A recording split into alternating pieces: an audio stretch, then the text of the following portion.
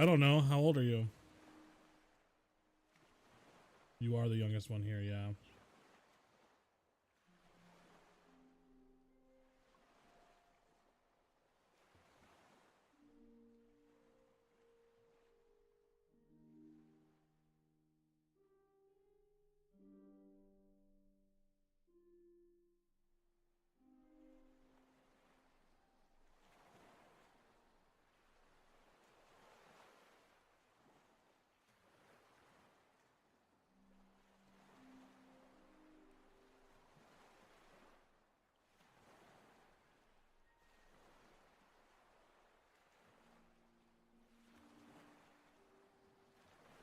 Alrighty.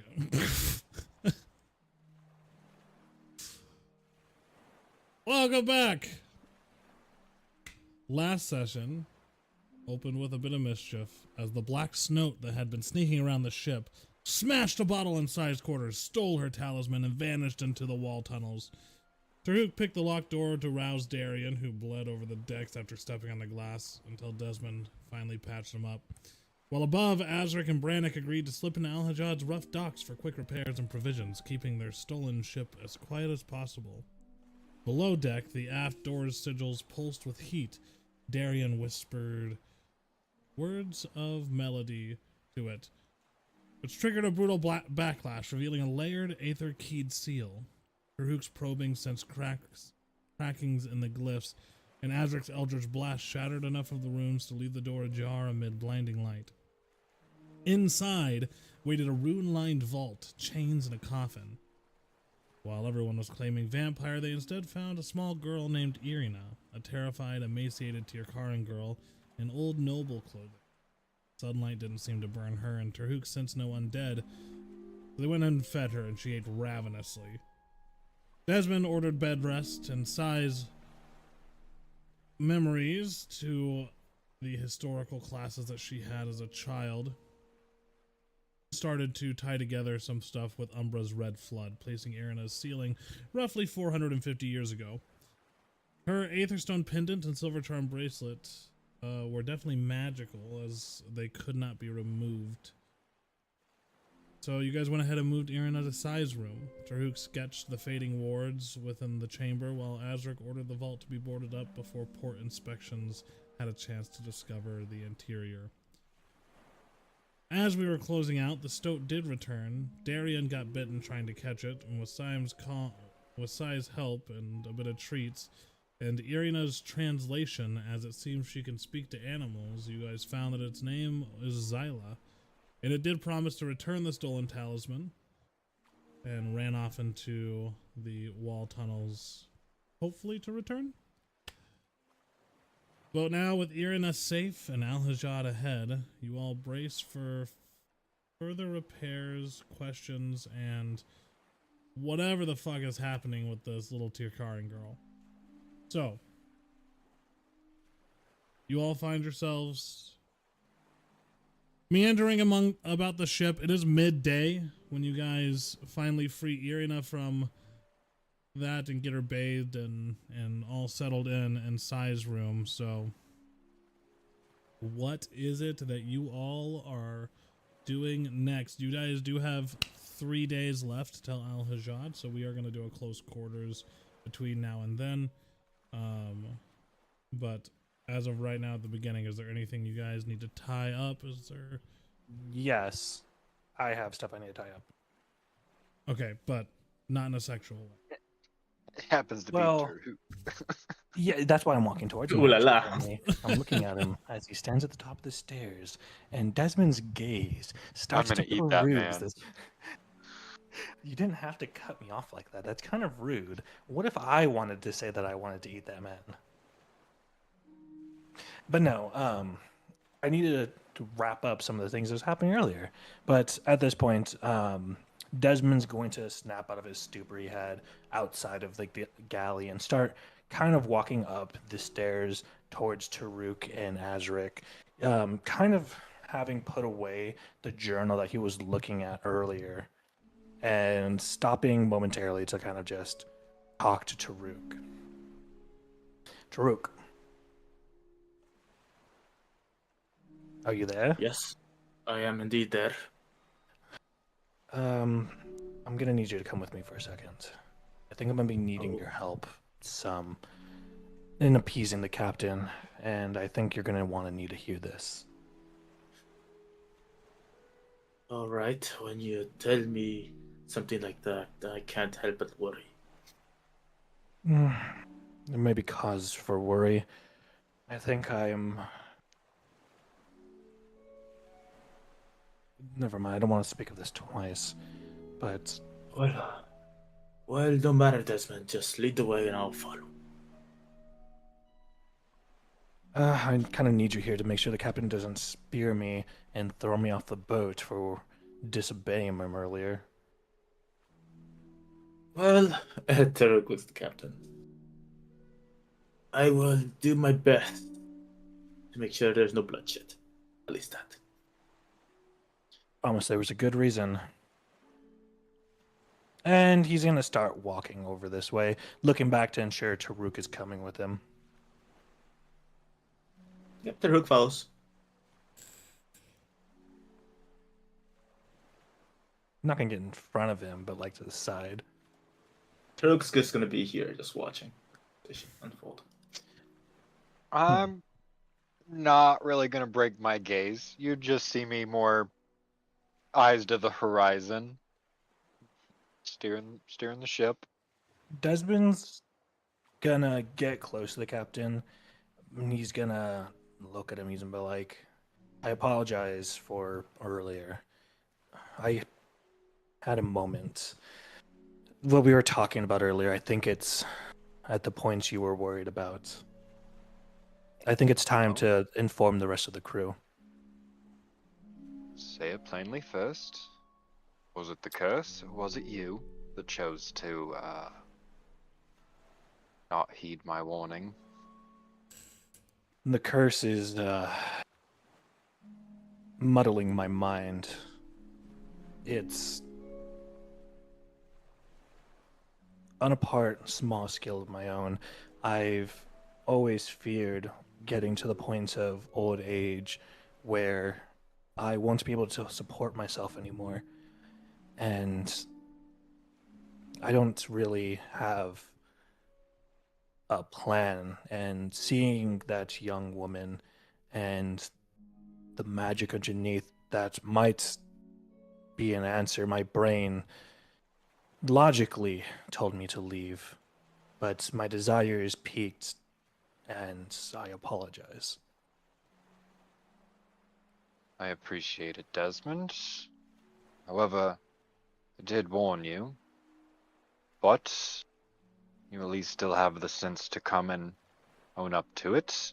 So, I'll at least be honest when I say that I won't throw you over the front of the ship, but I will ask what you wish to do of this now that you're aware.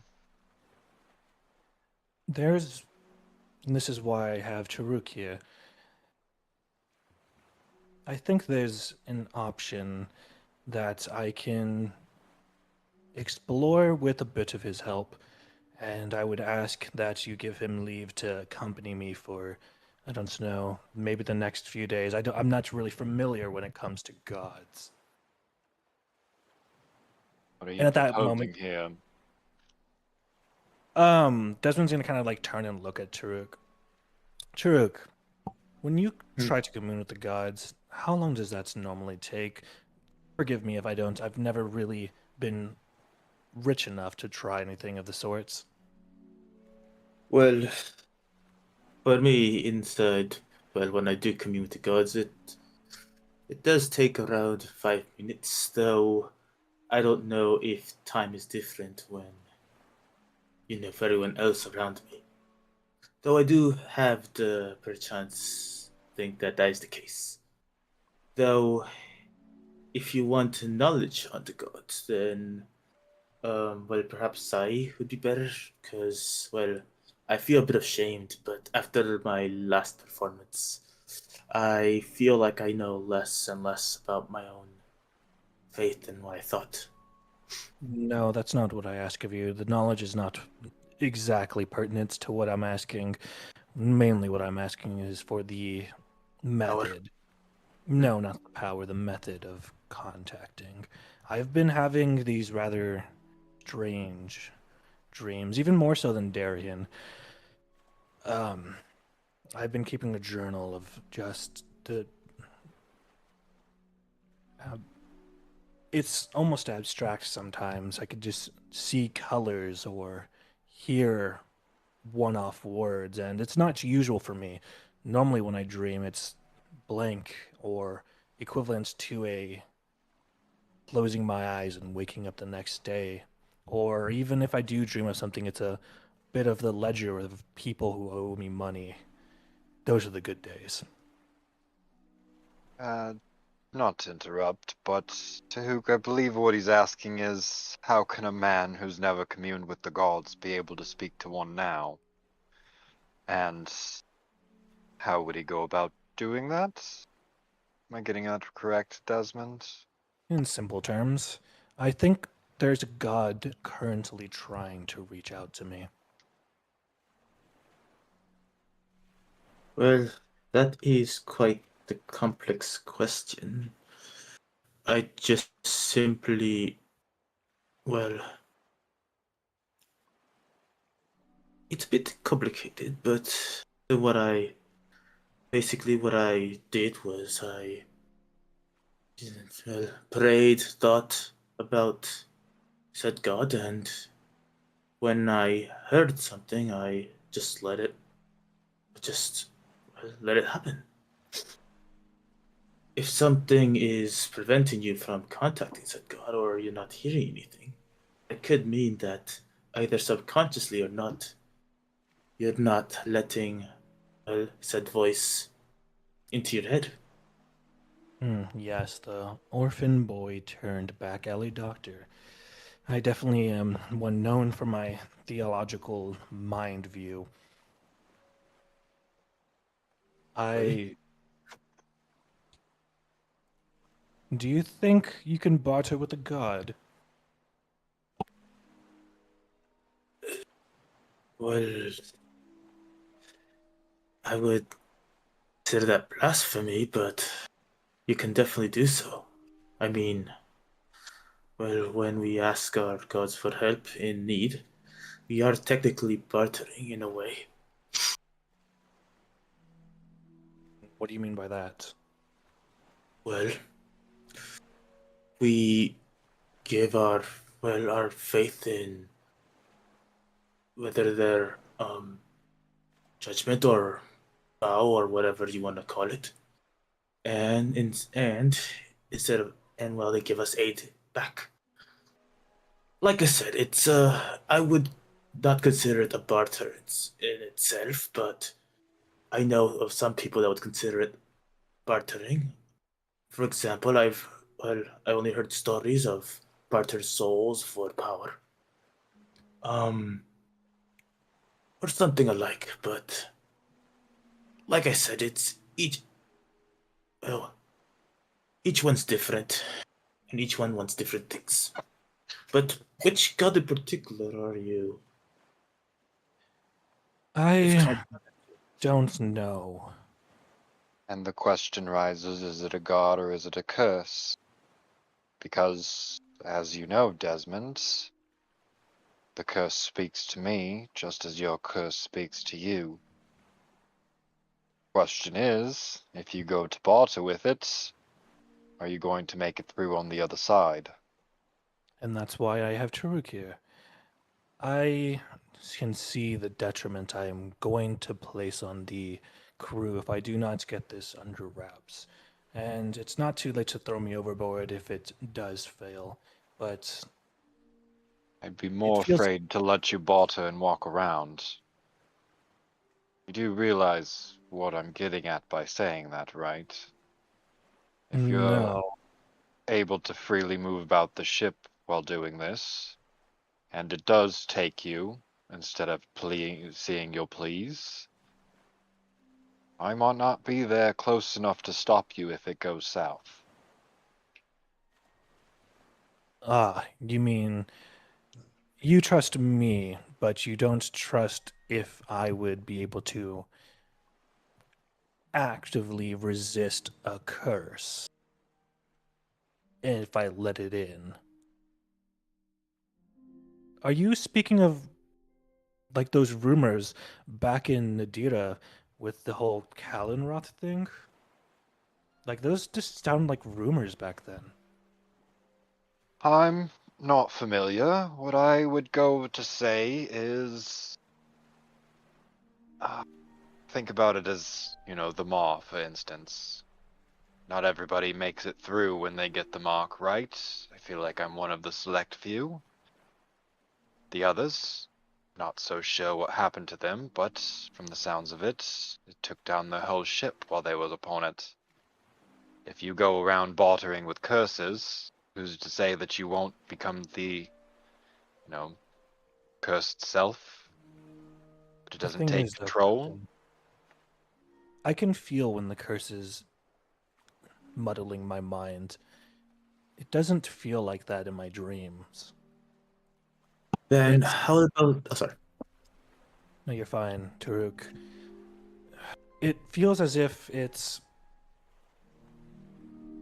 and Desmond's gonna kind of like hold his hand up for a second, and he's going to I don't know how to flavor this actually. Let me see. Let's go to my sheet. Strawberry. Oh, I love strawberry flavoring. Do I have anything interesting in here that I could do? Oh, yeah, I can do that. That'd be interesting.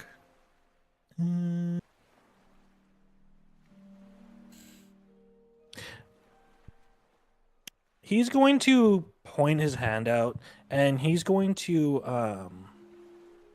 put like the fog cloud out off to the like the rear of the ship, and he's gonna explain like this: Taruk, when you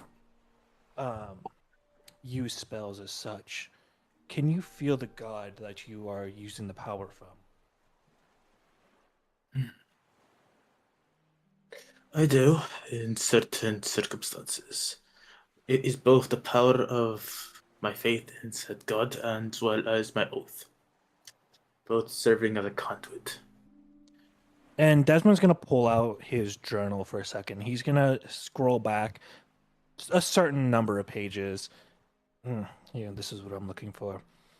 Back when we were in the cove, I was dreaming, and I remember this one because it was after the nights that I had been in the water, or no, after the day I'd been in the water.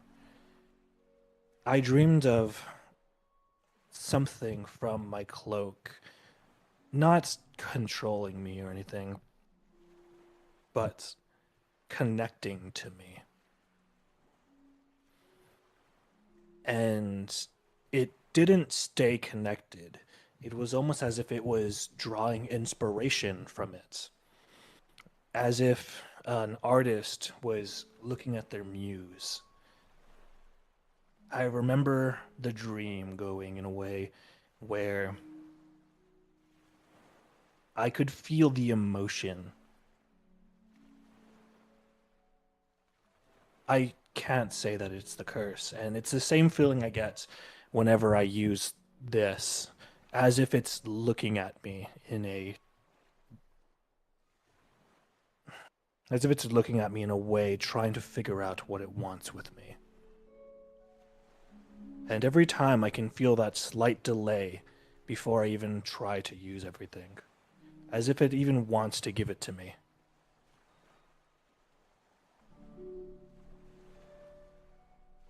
But you Well, do understand where I'm wary, correct? I do. And if it does, words are failing me, sorry, as a player. Oh my god, vocabulary. If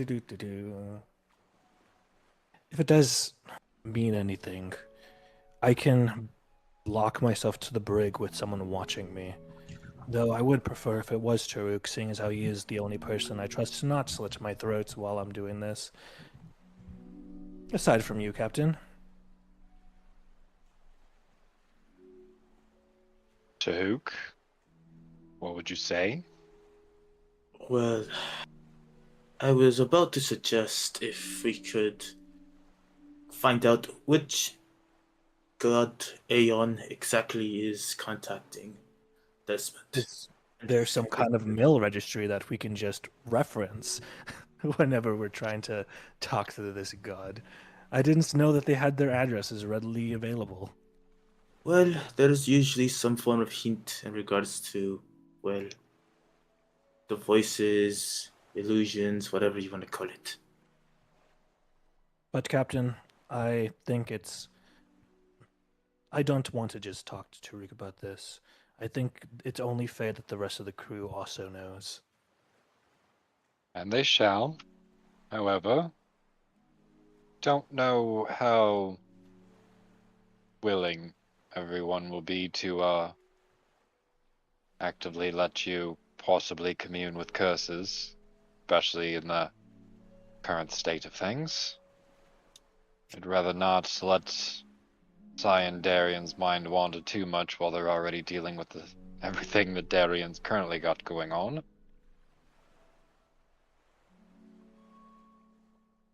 But we will let them know. The question that I have, well, I guess not really a question. What makes me feel best, Desmond, is that if you're going to go on communing with deities or curses or whatever, so be it, but you do it at least somewhat behind locked doors. The only reason I say that is it gives us the fighting chance that if it does decide to take you, we at least have enough time for you to break out to get us all ready. More so to, lock Arena in Sai's room and be fully prepared for the destruction that you may be causing. I mean, we're still days away from Al-Hazard in the middle of the water. We've got life rafts, I guess, if the ship does go down, but crew's safety comes first and foremost. Understandable, Captain. I can leave my. And he kind of like touches his many hidden lock-picking devices. I can leave my tools of the trade with, or at least leave it in my room, and then.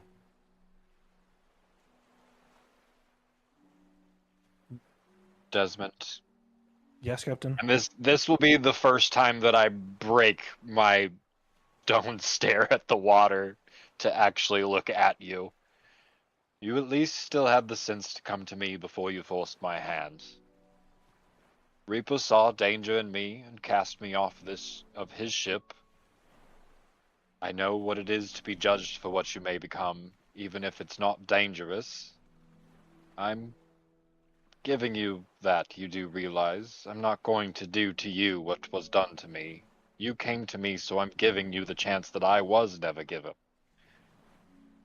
You do have the chance to make it through this. But, as I said, this crew does come first. You are part of this crew.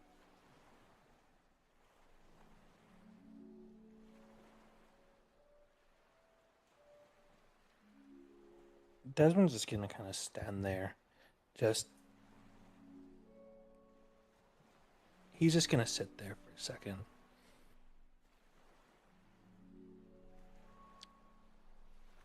I'm gonna hold out my hand, palm up. The tools of your trade. I figure that's bargain enough between us. Call it proof that I mean to let you walk back out of that brig on our own terms and not you having to break out on yours. We both know that if you actually needed to break out, you still could. Desmond's gonna sit there for a moment and just. The last time I willingly walked into a cage, I was a very young boy.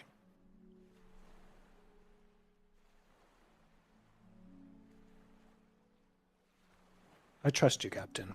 I know you have what's best in mind for me.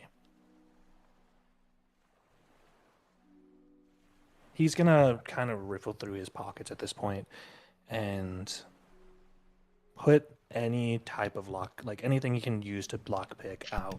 Yeah, and this is like Into one of Azure. those. Yeah, and this is like one of those It's a cartoonish Looney movie Tunes. scenes where it's like hand over all your weapons, and you pull out like a set of lockpicks from where we'd expect, and then you pull them out of like 12 other places. No, I'm being realistic. He hides them in the seams of his like suit. He hides them in there. He started hiding them in his in like his cloak. He has them all over this place. Like he is not a very trusting person. Pulls like the tip off of his glasses frame, hands it over. He does indeed. He actually just hands you the glasses because he actually never needed them. Nice. You almost like seem satisfied for a moment, Desmond, and then you go, "Oh, right," and then you reach down in another place and pull out one last thing. And that should be all of them. This Uh, is my nope. final question. As you're gathering your last lockpick. Yeah, that's when he reaches down and like gets that last one. As I was saying, one final question. If I put you in the brig, am I locking away a man trying to hold the line, or a man waiting for the darkness to hand him an excuse? And I don't expect an answer for that now, but I do expect for that something you to ponder as you go down there. Desmond's just gonna kind of smile. Oh, come on, Captain. When have you ever known me to be a man that doesn't collect debts? And he's gonna pat where his ledger always is in his pocket. I have many debts to collect. Just thinking of Darian and how much he owes me. And Desmond's gonna smile for like what seems the first time in a minute. Well, I'm going to reach into my coat and pull out a journal and hand it to Desmond. In case you get bored while you're in there. Tahook. Is that where you've kept it? Hmm. I've been looking for this. Slight chuckle. As I was saying, Tahook, can't believe I'm actually saying this, but please escort our residential doctor to the brig. Afterwards, please gather the rest of the crew and bring them to the deck. We have some explaining to do, I guess. Since you already Captain, know what's going on, afterwards you can return to Desmond. I suppose that'll suffice, right? I was about to say, don't think it's prudent to leave me alone at the moment. Well, Especially I guess not we'll with do all this. Hmm? No, go ahead. Oh, I was just gonna make a joke. That's it. Oh, well, I guess what I should say then is on your way to the brig, Brannick should be hopefully finishing up the wall by now. Ask for him to gather the others and bring them here.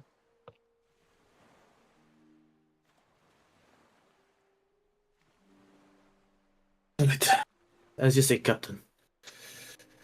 Come on, Don't leave Desmond. his side until he says it's okay, and even then, I'm the first to know, please. Will do, Captain. Will do. And as Desmond's walking, he's gonna chat up with Taruk. Taruk, Hmm. can I ask you a question? Absolutely. As a man of faith, what was your background? What did you do to get involved with a higher power?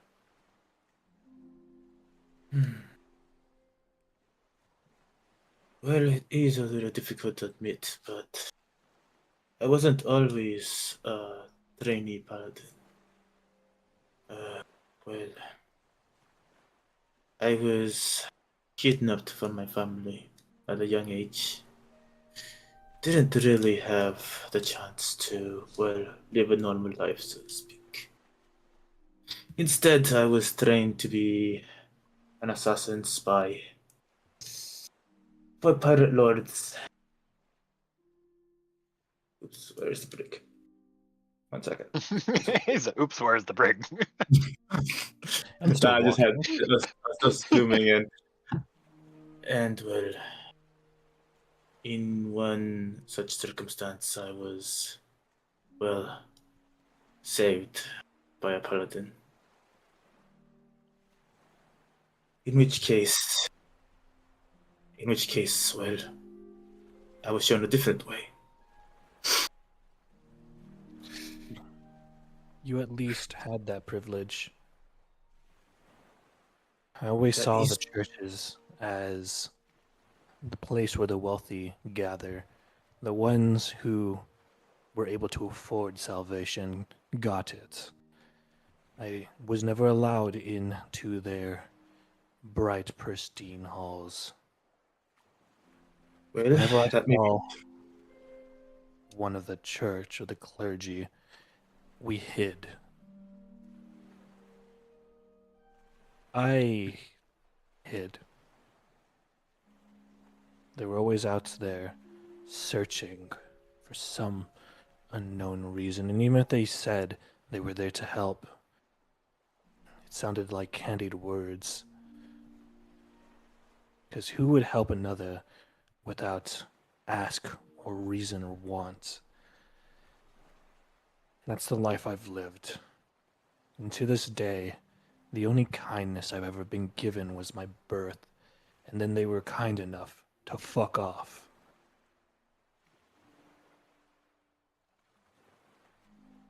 What I mean to say with all this is you guys are the first people I've ever allowed to see me in any state that resembles vulnerability. And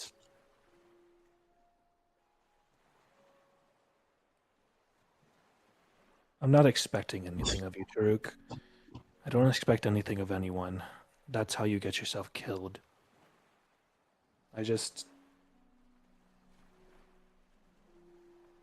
I'm scared. scared. And what exactly are you scared of, Desmond? If I may know. Of being alone, of not getting that opportunity that you see so many people get.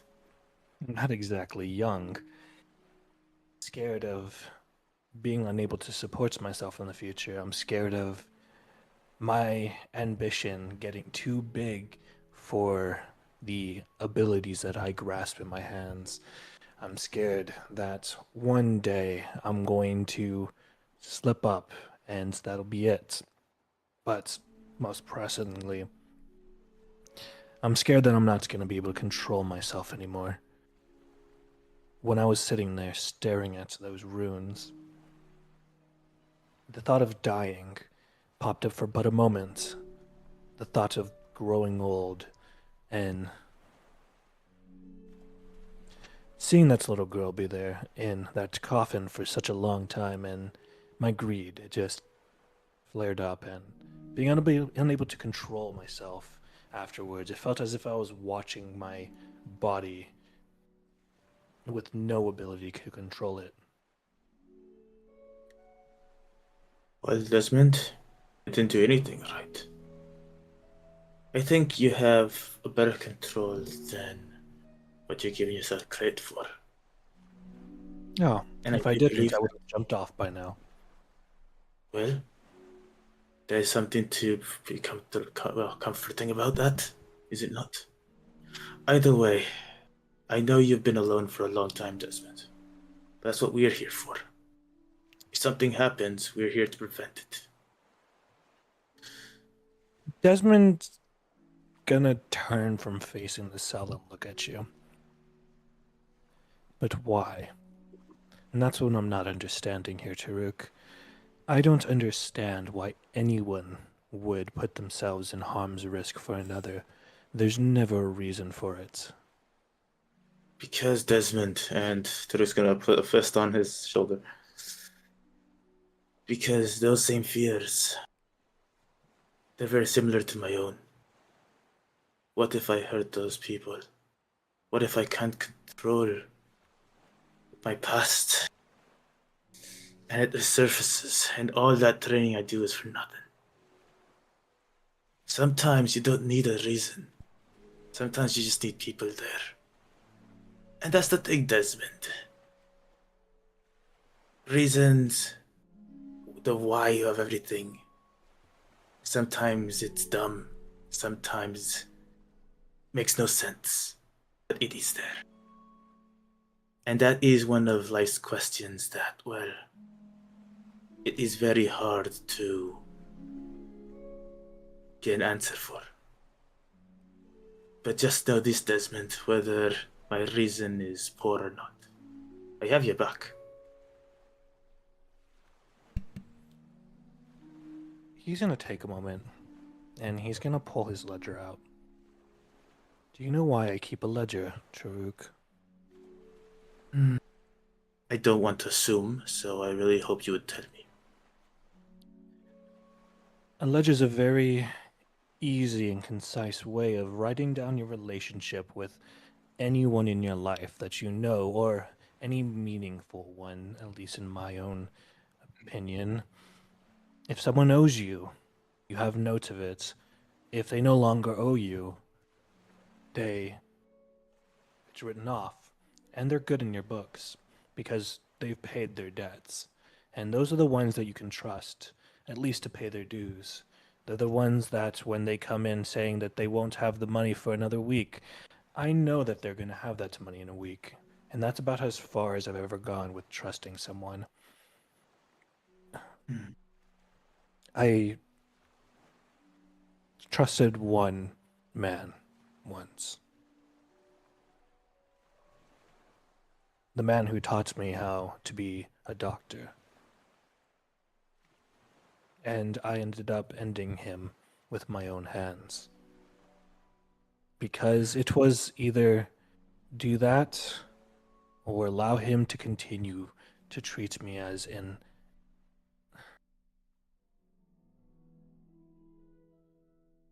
I wasn't there to be a pupil, not in the normal sense. I was something that you could pick up in the back alley, an easy assistant that he can throw away when he was done with it. Or, if I was lucky, I might have gotten a gleam of information because he was feeling generous. That's what I learned trust came from. When I did good, I got rewarded for it. When I didn't, it was lorded over me.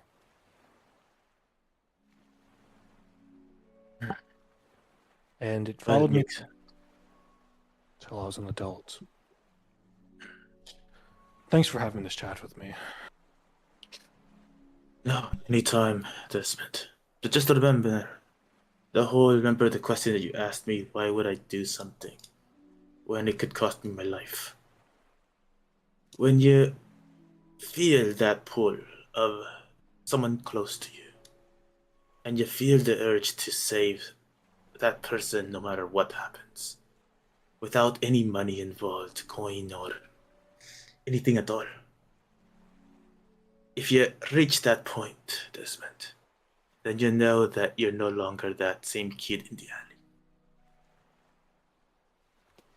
Just, you'll know it when the time comes. But until then, Desmond, you have me. Oh, I've got a bit of light reading to do. I'm not exactly tired. You said it was a nap? A nap does help, yes. Make sure that your mind is focused on what you want it to be focused on. Avoid any distractions. Uh-huh. Go talk with Brannick. I'll be here. And he's gonna open up the journal to the first page, and he's gonna comment one thing. Why is it fucking blank? Right, so I'm very confused. Why is Desmond going to the jail cell? Well, it's for purposes. Well, it's captain's orders. If you could tell the others that the captain wants to speak with them. I need to keep an eye on. Well, or you want to stay here and keep an eye on Desmond. For me, well, I get the others. Whichever works better. If you needed me to get the others, wouldn't it not have made more sense to start with that rather than having this entire conversation in front of me? Well, yes. I feel But like I I'm a got caught step up in the behind on moment. what's happening, why you are in the jail cell, Desmond, but it sounds like you were a victim of strength. So let me tell you this. Words of wisdom from a man not too much older than you, at least a bit wiser in my opinion. The world tells us the strong must protect the weak. However, what they don't mention is that there are no true strong people. We're all weak in a sense. We all need somebody or something to lean on. Yes, there is comfort in knowing that there's no one there to stab you in the back. But much more comfort can be found when you find people you don't have to think about that. I'm not sure this group of people that you find yourself with are those people. You're all pretty shifty. But nonetheless, they seem to care. So keep that in your mind. Desmond's gonna pull out some type of like thing to write with, and then start writing in the captain's journal. Notes to self. Does not include himself in the people that care about me. Oh, as you are actually now paying attention to the journal, you are going to realize it is indented as if it had been written on before. But even as you're writing, you can tell that it is just absolutely incoherent scribbles and not even actually words. Oh, I'm gonna have a good time trying to decipher this. Right. I'll go gather the rest of you hooligans. See, and Thank this is you. why I like Brannick. Short and sweet to the point. Veronica reminded me of like a friend of mine. I'm definitely flipping through the journal. Darian, wake up! We know The when you get to the last captain's- page. The captain's Been awake called for a for a while. meeting. Darian's Hey. locked in a jail cell. You're talking to Darian. I'm sorry? Sorry, Desmond's locked in a jail cell. Look, I've only known you guys for a little bit at this point. I still get the names mixed up. Darian pokes his head out. Do you want to see me? The captain wants to see everybody, except for Desmond. They locked him in a jail cell.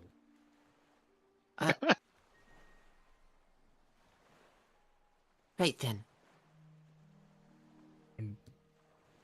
Not The door. not sure exactly what's going on, but it looked like yeah, but I'm gonna warn you now, don't go downstairs. It looked like Desmond and Derhook might hug. Is that a problem? And he's Ready gone. leaves. Right. Sigh!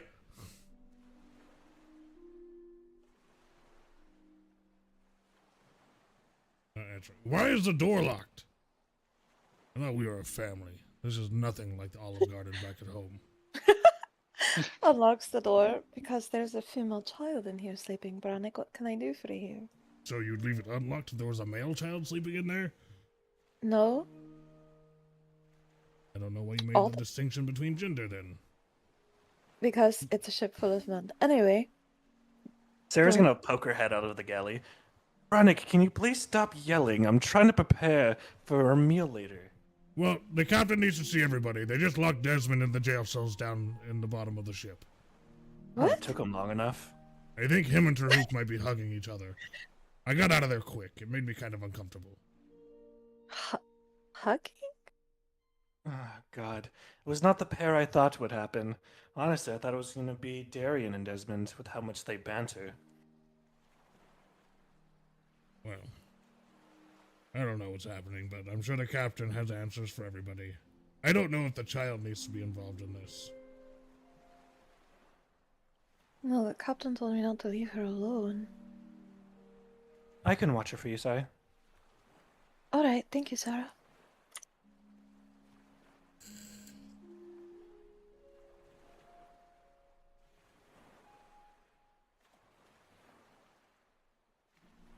Wee. Captain, the Oh. antechamber down below is boarded up. Unless they're really good at snooping, I doubt they're gonna find it. I appreciate it, Brannick. If there's anything I can do to pay you, I will. Just the Tell Sarah what you pay really me. like, she'll make for you. I mean, you pay me already. I did my job. I meant like a favor, you know. If you'd like Sarah to make you something special, I can have it done, type of thing. You know, a treat, so to speak. I don't know if that was a dig at me being a Lupin or what, but No, I'm not gonna shake, right? Like, sorry, I'm on edge. I just got out of a really uncomfortable situation. it's understandable. You was left alone with Desmond and Darian Tahook. Wow. Oh, I appreciate it, Brannick, but suppose I should let everybody know what's going on. So, Sai, Darian, Brannick. Just Sarah doesn't care because it doesn't involve the kitchen. Listen closely. Desmond came to me the other day. He is officially cursed, as we all know. Mm-hmm. Came to me before matters got ugly, at least uglier than they already were. Curse on him has gone too far to ignore. I will not let this ship wait for rot to spread before we act. He is in the brig, partially by his own question, but at my order, contained, not cast out. No one is to open that door without my word. No one is to tamper with his things, and no one is to make a spectacle of this, please. He came to me before I had to force the matter, and that has earned him the chance to come back from it. Understand me well, this is not punishment for inconvenience. This is what happens when one of our own starts to slip and there's still something left to save. From this day forward, we need to stop pretending like we are a bunch of people sharing a deck. We are a crew, and the crew comes first.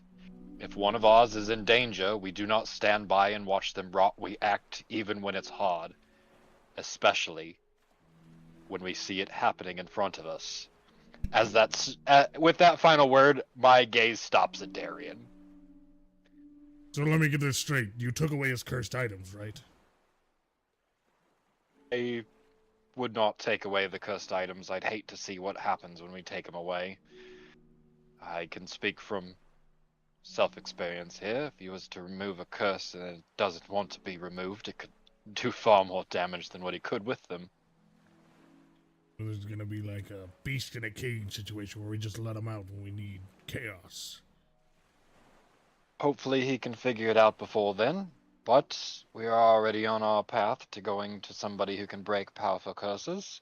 So if he doesn't get it fucking figured out by then we'll force him to do it for us. I mean, we've already got to save Darian. What's another save? So, rule of thumb, just so I'm clear, because I've been through hell and back at this point already, and I just work here. So,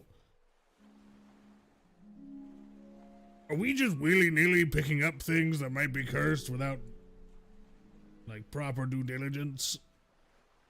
I mean, in Desmond's defense, we already knew part of these items were cursed when he picked them up to begin with. That seems like a red flag. It's a little bit of a red flag, yeah, but we can fix him. It's okay, Brannick. That's what all my girlfriends said about me. They're not here anymore. And look, you're here with us now. We can fix you too. I am worried for health and longevity. But, like I said, crew comes first. And I will even add to that, if this ship sinks tomorrow, the crew is still alive, we can still rebuild. Not the ship, so to speak, but we could steal another. Be a lot of egg on our face to burn one of our ships, steal another, and then immediately burn the other one. I'd agree. But, here's where we are. We've just got to make the best of a bad situation. Yeah, Captain. So, Sai, I live to the hoop down there right now. Desmond had some questions there. I'd much prefer you to make sure Arena's safe and sound. And then, if you do get the chance to at least pop in, see if he has any questions for you. He was asking about religion earlier, and though I was raised in the ways of Morthal, I already know I'm not the one that he's going to want to talk religion with. Me and the gods don't exactly see eye to eye right now, I suppose. Hi, Captain. Sarah is in my room at the moment. So if I am to do this, you may want to have someone relieve her watch. That's fine, and I think you're well capable enough to have somebody relieve you and her, or whatever the situation has. You don't need my order to run things the way that you see fit as well. I suppose I should start actually setting some guidelines around here. Yeah, a big part of being a captain is delegation. Brennick, get back to fucking work. Captain, I just didn't know if you would prefer Darian do it or if you were going to sit in with the girl while Sarah was relieved to cook dinner. That is all. Oh.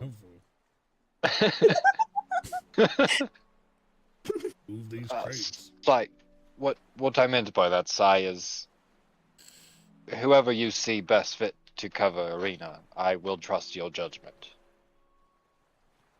I will say I'm going to be steering the boat for a little while longer. I've got to clear my head from all of this. Aye. Darian, please relieve Sarah of watch over Inara, please. And all you see is freaking. You just see a head pop out of this door. I feel like my chef senses are tingling. There's a rodent in my kitchen.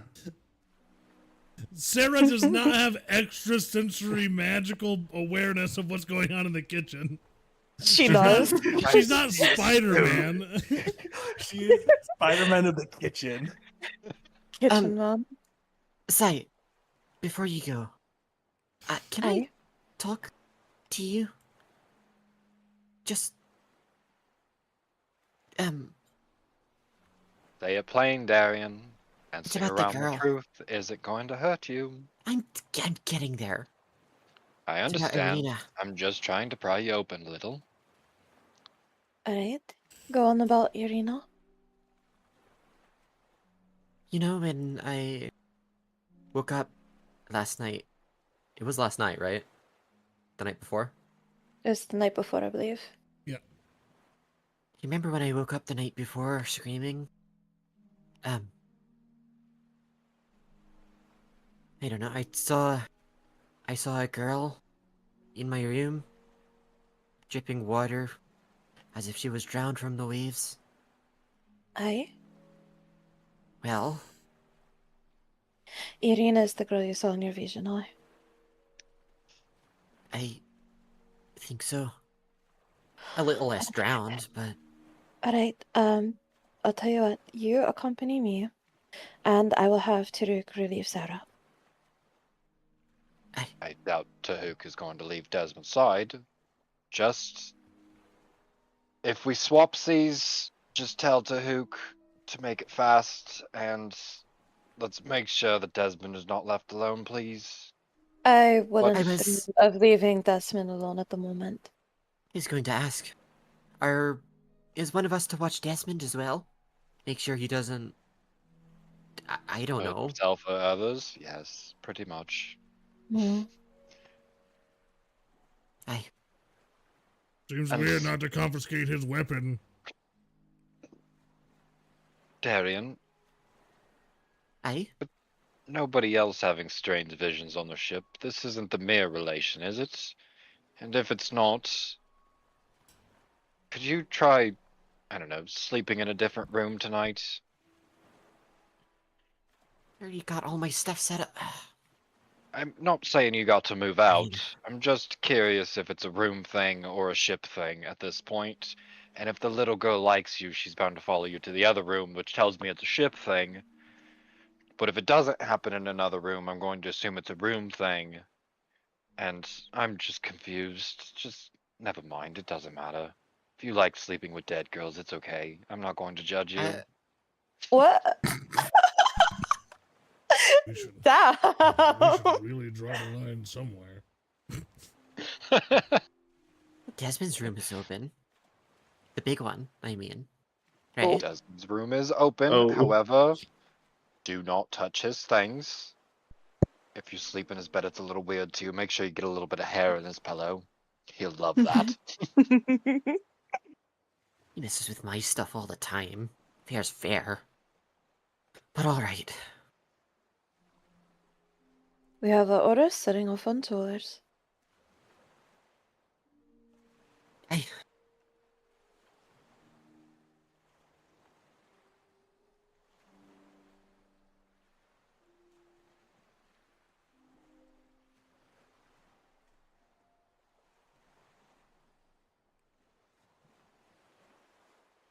Ahoy, Taruk. Hey, Sai. Esther Hook was seeming to be contemplating at the time with his eyes closed, but his senses were on full active mode. Hey, Sai, did the meeting with Captain go well? He was just briefing the rest of the crew on the things that are going on with Desmond. Desmond's very much here. Also, this Desmond journal is is here. very boring. Not much in it. Honestly, I much prefer Darian's or Sai's journal. Hey, Sai, do you think you can do me a favor and bring your journal? At least there's better reading in that. I'll Like, I don't bring know where you're hiding you. it anymore. I'll It's kind of bring been you a rough to read book. You're not getting my journal. How much did you read of it anyway? Last time I read it was 3 days ago, and then she moved it from underneath that one little like area. It was on the last boat, I think. Has it been Uh, that long? I don't know. The time is confusing. Good thing there isn't anything salacious in there yet. I don't know. I really enjoyed that one passage you wrote about Taruk. There is no passage in there about Teru.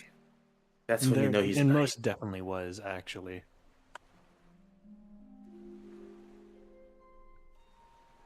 Oh, you must have been reading my dummy journal. Oh yes, both of them are very good.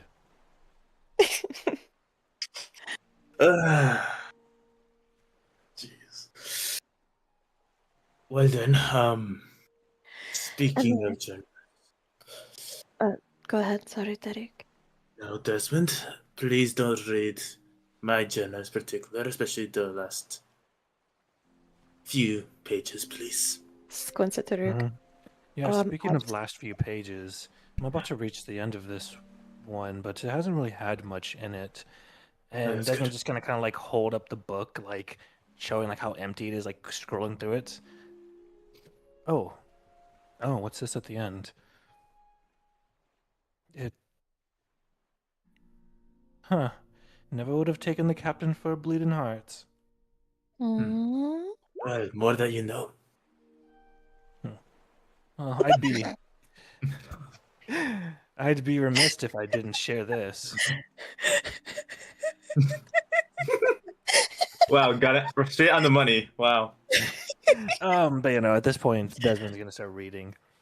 Yeah, it says, after all that has happened, Delphine, the open sea, the tempest, Al Hajjad, in every strange turn since, I have finally found people who make me feel that I might yet carve something of worth from this world. Why can't any of you guys have anything meaningful like that in your journals? All I found in Sai's journals was elven book recipes, and it was weird. They weren't even good ones either.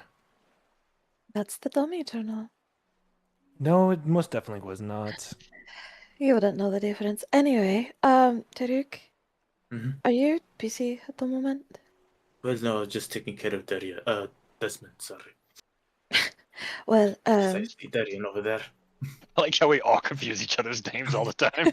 There's two D's, okay? It's very difficult. You guys yeah, have only known each other for amateurs. like. Amateurs, You you guys have can't only- manage 2 Ds. D. Okay. God damn. Shots fired. Shots fired. Okay. I'm killing off the who. That's it. Okay. You can't recover from that. But yeah, Darian's coming up, approaching us. But anyway, Sai. Well, I'm not. I'm just taking care of Desmond. Did the captain say something? So, there are. He sent me down here because there are questions about religion that I might be able to answer, but unfortunately, Darian is having some complications with our not so vampiric visitor, Irina, which leaves only you available to go take watch over Irina so that way Sarah can continue to cook dinner. Ooh, when she does, can you bring me some of her food? Of course. Well, I could take a quick visit. Hopefully she doesn't kill me, but I can see if she can cook something for you. Sarah's making dinner as soon as you relieve her from watch of Irina, Taruk, and then when we swap places again, then you can bring dinner down to Desmond. That does sound fair. Mhm. Well, we'll do just that then. I will. Well, if you're gonna take care of Desmond Sai, I shall relieve Zarina then. And there goes my second favorite person. I'll miss you, Turk. I'll miss you too, Desmond. Don't And try here. to. And here I thought we bonded. Yes, and then you never lets me back in. What? To be you fair, we've have- been quite busy. That's true. What is it your guys' turn for the powwow with Desmond Day? Well, it was alluded to that you had questions about spirituality and religion, so being one person who communes with her deity, I suppose the captain saw fit that we speak. Yes, I was asking Taruk how to barter with a god. He said, take a nap, Desmond. That seems to work for me. And here I am, very much not asleep. Have you ever meditated before, Desmond? No, I sleep with one eye open and my door locked. Your meditation is not sleeping. I sleep next to Darian. What do you think I'm going Literally. to do? You're the one the crew has to be worried about. Yes, but you also thrash in your sleep. The last Ah. time I slept with both my eyes closed, I was patching up a bruise on the side of my body, and I don't even know how that happened because you were two of the hammocks away from me. I don't understand. Make it make sense to me, Darian. I that's fair. And you wonder why I bully you. Ah, God. Honestly, at this point, if it wasn't because I was jealous of your childish naivete, it's whatever. It's besides the point. Not child it. Can I ask you something, Darian? Sure. What is it? How did you grow up? What do you mean? Can you remember how many meals you missed? I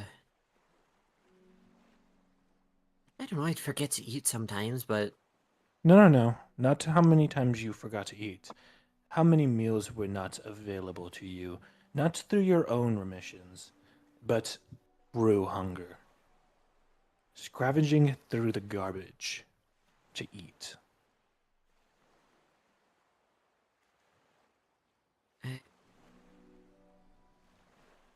I don't know. Not many. It's pretty well taken care of. And that was my issue with you. I, on the other hand, can't remember the opposite. The only thing I knew was eating out of dumpsters or trying to beg the baker for any type of burnt scraps he had. And you're taking this out on me? Not like it's I never my fault said the I was circumstances of mature. your childhood. I'm just saying I was jealous. I, That's why I call you naive and childish. It's something I never got to experience, and every time I see you just happy, I wonder what it'd be like inside your brain. What does the world look like to you? why should you care? I don't. Darian, I don't. mold. As much as I hate to admit that, I look at you and I look at Sai and I don't see the next generation or any of the other bullshit that's peddled. All I see is people that I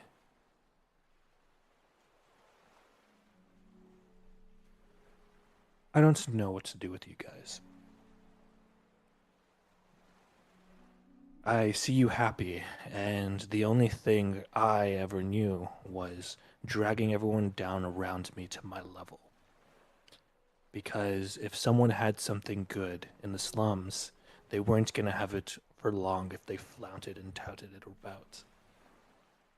You had to make sure if you had something good, it was either well hidden or very, very edible.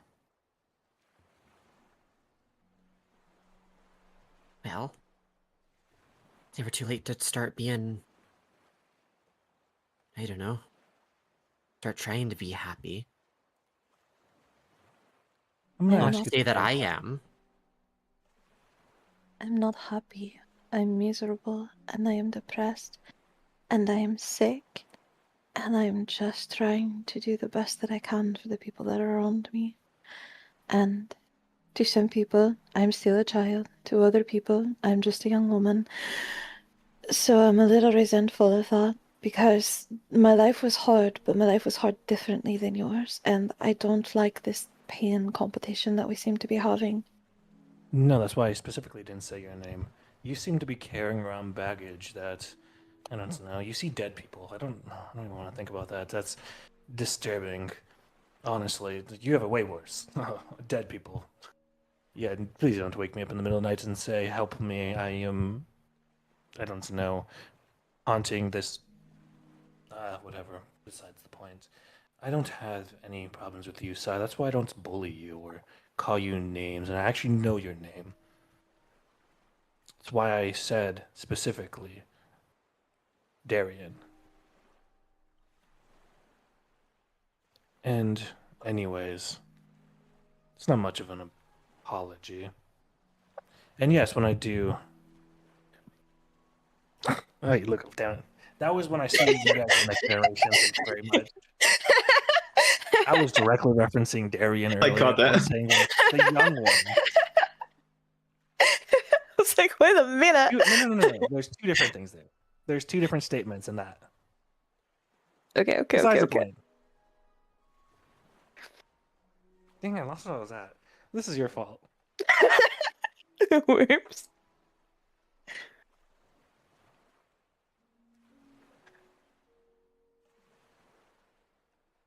Well, it's not like Anyway. my life was the easiest either.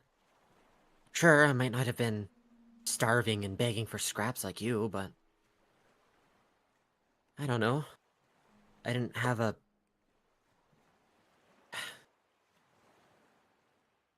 I didn't know my birth parents.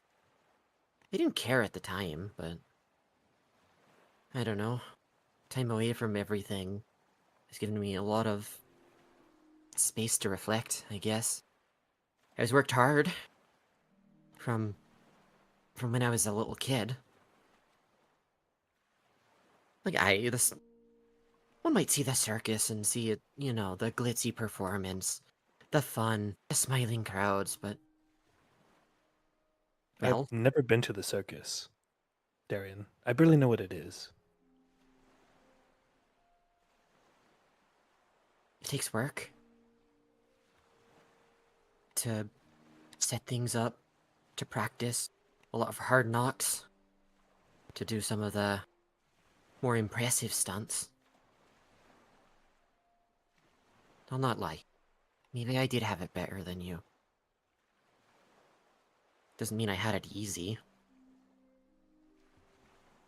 I don't think you understood the meaning of what I said, Darian.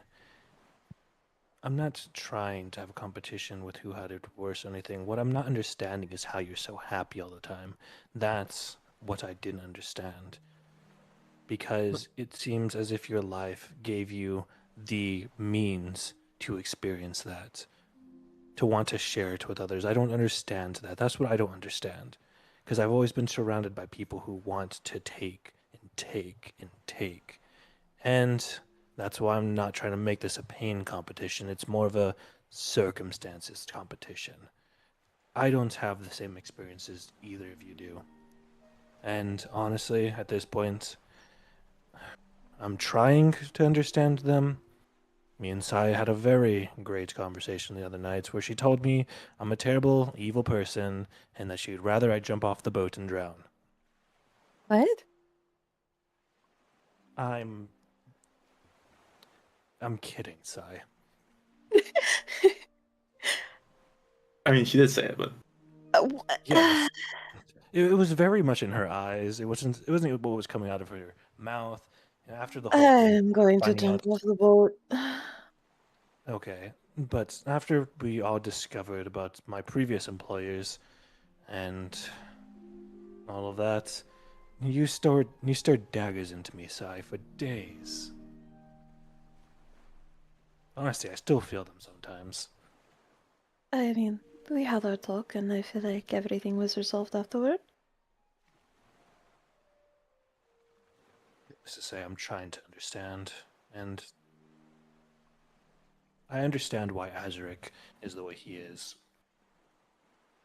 He's the first person I've trusted with knowing I'm not going to get thrown off for showing any kind of weakness. That's why I'm willing to be in here without any type of lockpicking. I know I'm not okay, and I don't think I can fix myself for the first time in my life.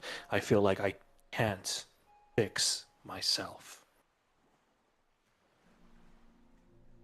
It's honestly comforting to know that Azaric didn't just throw me off the boat. That was the first thing I had feared, honestly.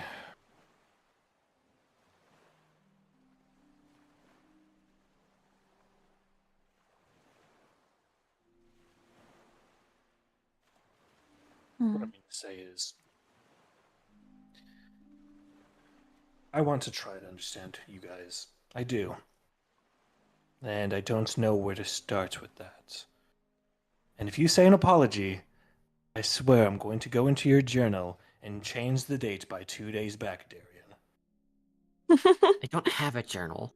I have a Why, songbook. why don't you have a journal? Never could stick to one for too long. You should try it. I've tried before.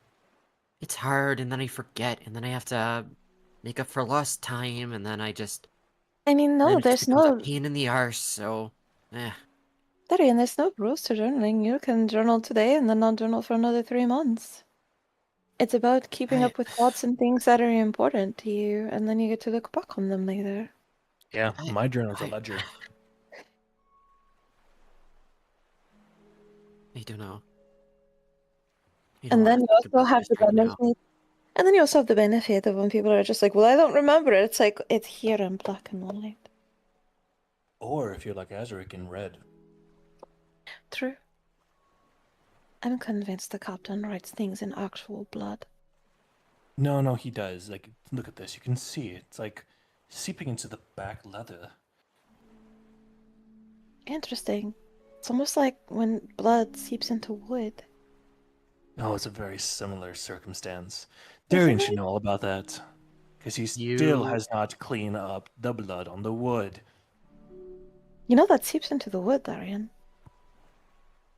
I thought the wood was supposed to be wet. You see Just Darian because there's a coat over the furiously wood. thumping his foot. Besides, I had to sleep down here now, and you expect me to sleep comfortably with all the smell of your blood everywhere. Also, stop thumping that foot. I just got that healed. And it's not even closed fully. You're gonna start up, and there he goes. He's bleeding all over the wood again. If you'd like to start my watch now, through gritted teeth. You gonna stop thumping the foot, or... It'll stop.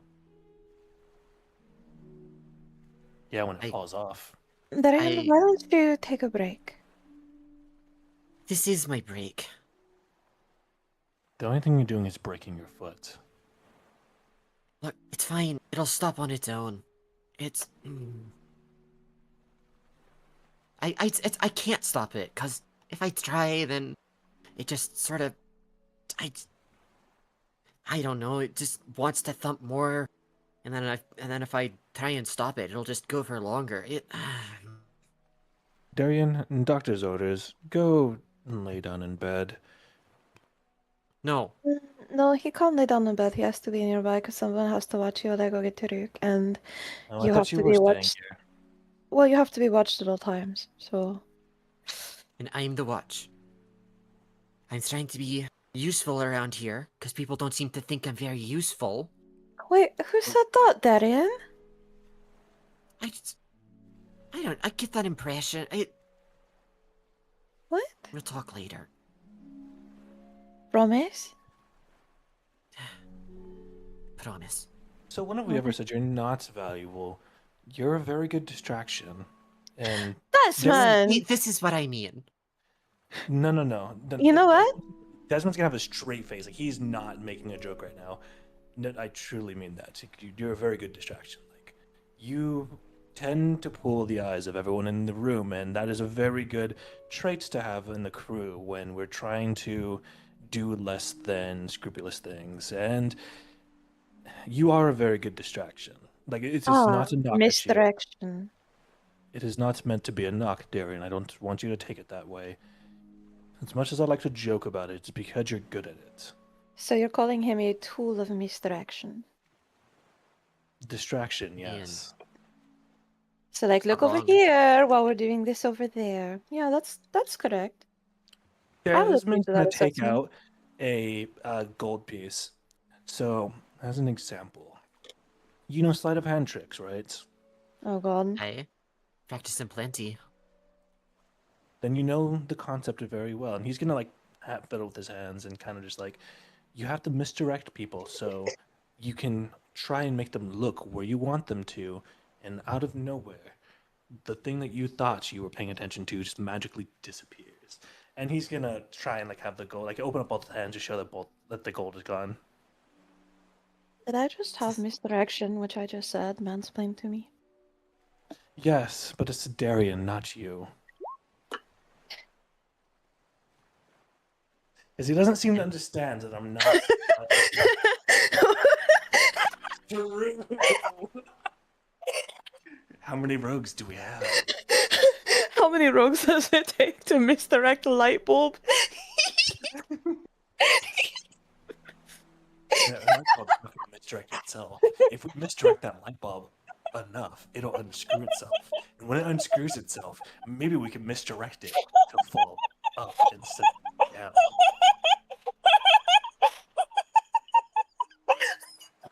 Elote all over again, stop! Elote. Oh my, I'm fucking dying. Oh my god. He can't. He can't keep getting away with this. Luke, why are you breaking her? Oh, I don't Mr. think I'm that DM, funny. you did this again. This is your fault. I don't know what you're talking about. Yeah, now she's gone and muted. So, Darian, go and do what you have to do. Or was it Sai? I don't know. One of you. I'm staying here for a while. At least until... I don't know, someone will come and get me, I suppose. You do notice, Darian's foot is still at this point. I think it would be quite advantageous for you two to spend a little more time together. I will send Taruk down in a while. I understood. And Sai is going to leave. Because those two have shit they need to sort out. Azric sent specifically to talk about religion, never brought up and talked about religion. She tried, but then Darian got pissed, and it's like Azric also told her, do what she think is best. So they have problems to sort out, and talking to Desmond about religion, she will always be here to do that. So she's like, that needs to get worked out. We worked it out. I think we made ground. I will If he's wait still a bit. pumping, he's still pissed. I will wait a bit until a good few minutes after Sai leaves. And then, in what I presume to be silence between Darian and Desmond, Darian will just say, you're not around untrustworthy folks anymore. You don't have to worry about people stealing your things. I don't think the captain would allow that. Well, he barely tolerates it from you, but...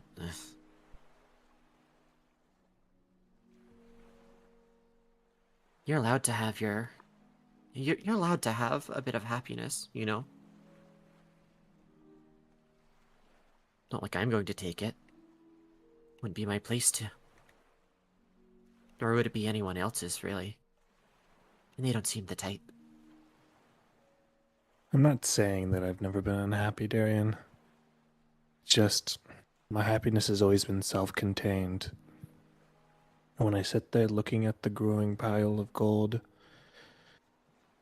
when my ledger is all stricken out because everyone's paid their debts, the best feeling in the world to me.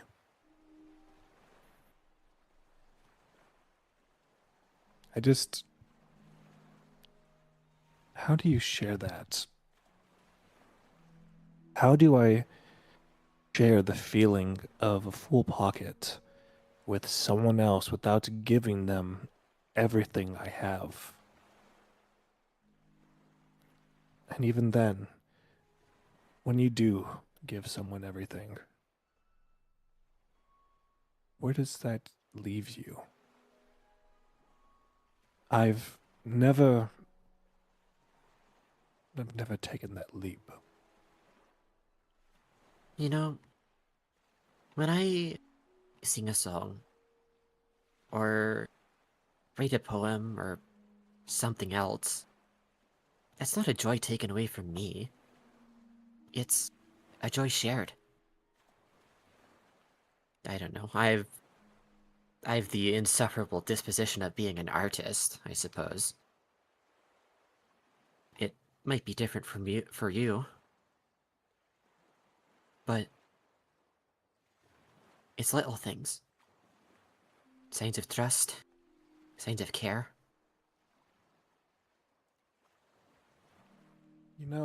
Darian, That's a joy shared,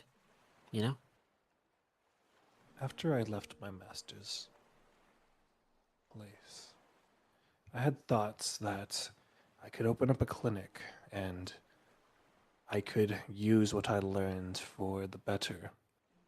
I thought about it for a while, right? And I would try to find people, but it's very hard to convince someone that you're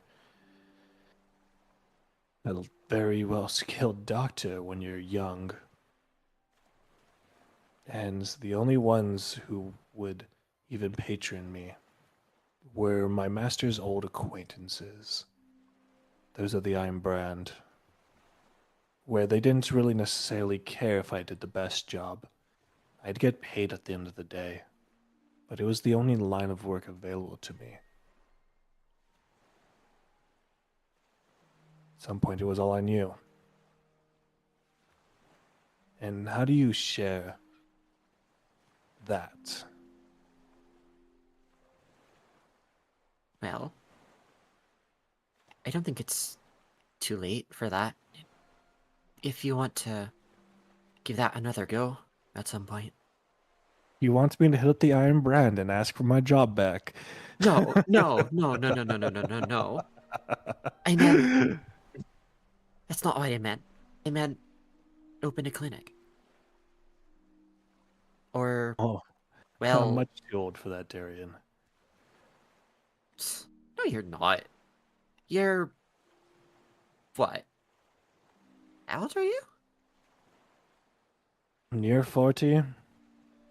Oh, you've got time. You've got plenty of time. Never too late to start changing the tune you're humming, eh?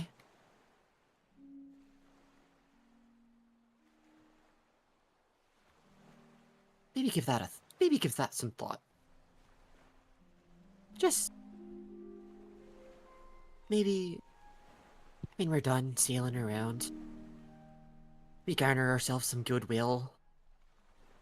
And then Goodwill. Aren't we pirates?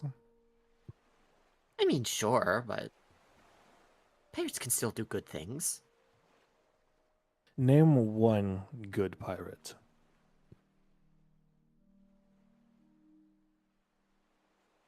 Good in what sense? The virtuous kind.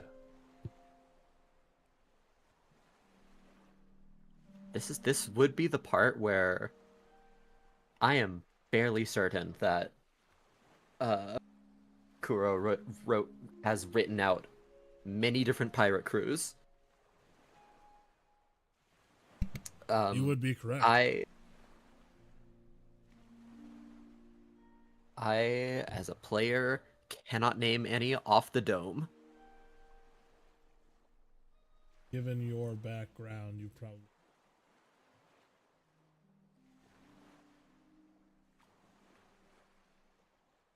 Definitely heard stories. The main one that probably comes to mind is the Tidesworn, captained by Cassian Stormfall. He was known as a pretty virtuous, kind of Robin Hood style pirate. Like a pirate nonetheless, but he wasn't out to wreak havoc as much as he was out to like take back from governmental forces and give back to his people. And then he also founded the last free city of the sea, known as Ankh. It was like a massive ship graveyard surrounding a middle of the sea plateau where he built basically a free trade city. All right. He was also known as the Kraken's. Ever heard of Captain Stormfall? Obviously not. Regale me with this lovely tale. Well, he was a captain that would go around sinking or plundering ships of governments and whatnot and would spread his wealth to the more destitute. So you Founded the want city me of to Anchorport. rob the government and then give this money away? Well, maybe not all of it, but we can do some good with it, right? That story inspired me when I was a little one. It was taken care of, sure, but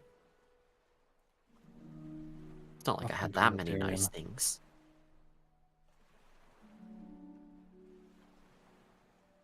The idea of taking from those with far too much and giving to those with not enough, easing suffering, making smiles. I don't know. Always sort of stuck with me.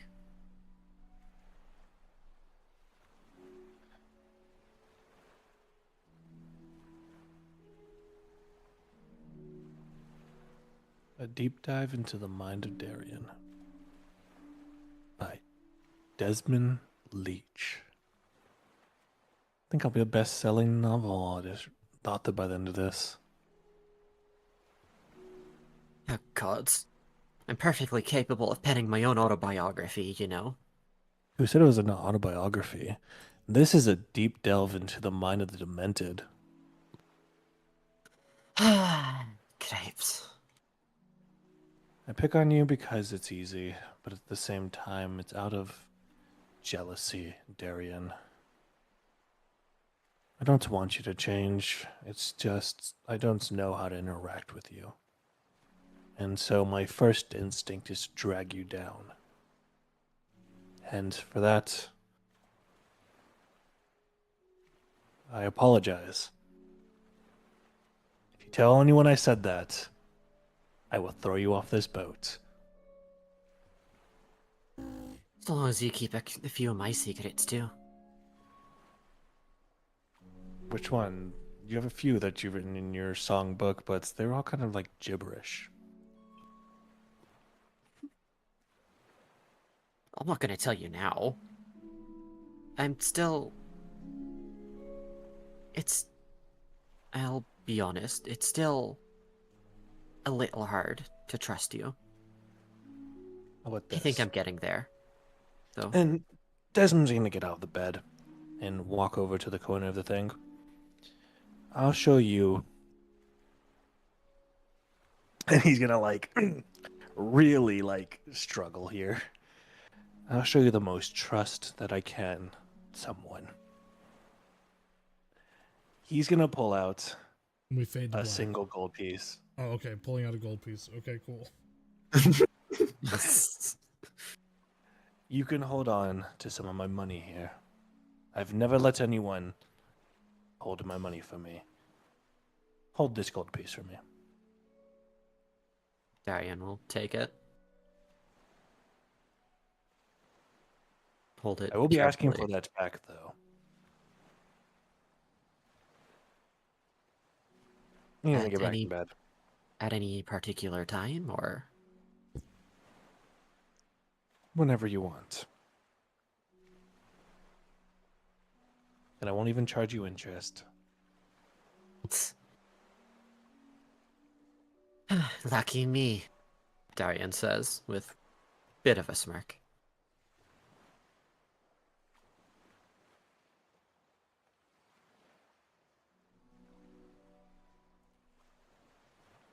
Is that a stoat? Is that it? Do I see our resident stowaway? Yeah, he's sitting on top of a barrel holding a pendant. You know, Sai's gonna kill that thing. I'll try and slowly reach for the pendant. Without giving it any food. Really, Darian, that's pretty rude.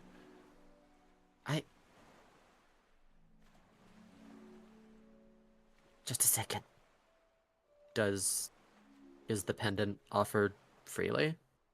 Yeah, it drops it on top of the barrel. I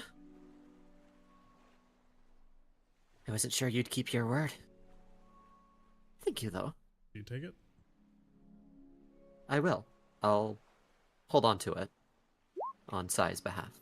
Does a 20 hit? Yes, it does. Take 1 point of piercing damage as it bites your hand as you grab the pendant. And then it runs off. I think it likes you. No, I deserve that one. I know. What did you do? I might have tracked it into Sai's room and snuck up on it and picked it up. It's, I don't know. I feel bad. Although, got the pendant back. Sai is going to be very happy about that. I'll give it to her when someone relieves my watch, I think. It should be any moments now. Okay. What is happening above deck? Sai and Azric, are you guys doing a thing? Sai is just reporting to Azric what transpired and her decision.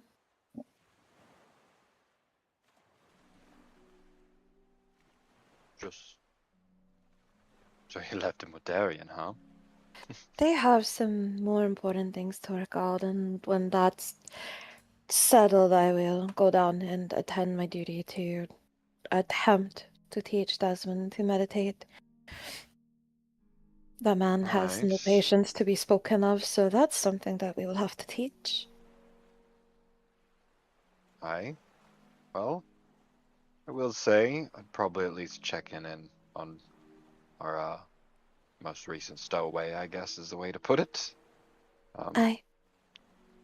Hate for her to wake up and realize that Tahook's the only one there and for her to get scared of another man, so... Mm. I will attend and send him. Would you prefer I send Taruk to you first or directly to Desmond's watch? He can go to Desmond, it's fine. I copy. You know, we really should figure out a salute. Salutes are old school. I don't need to salute anybody, and neither do you. I figure we'll figure something out sooner or later. I was going to say, not even for decorum to impress our other pirate friends. She says, and when she says that, she's smirking. I don't think we need to try to impress them. If anything, Right, we you could try are. to steal the boat too.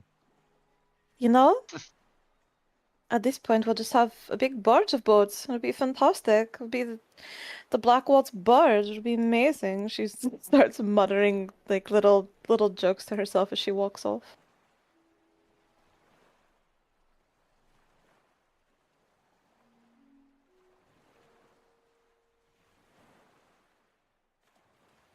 And she's walking into her room.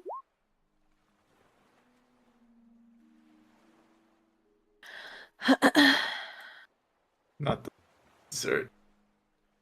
Hmm? Nothing. Okay. He was talking about the message that I sent. Chat.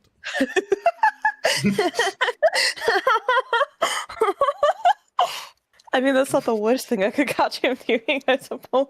Oh no.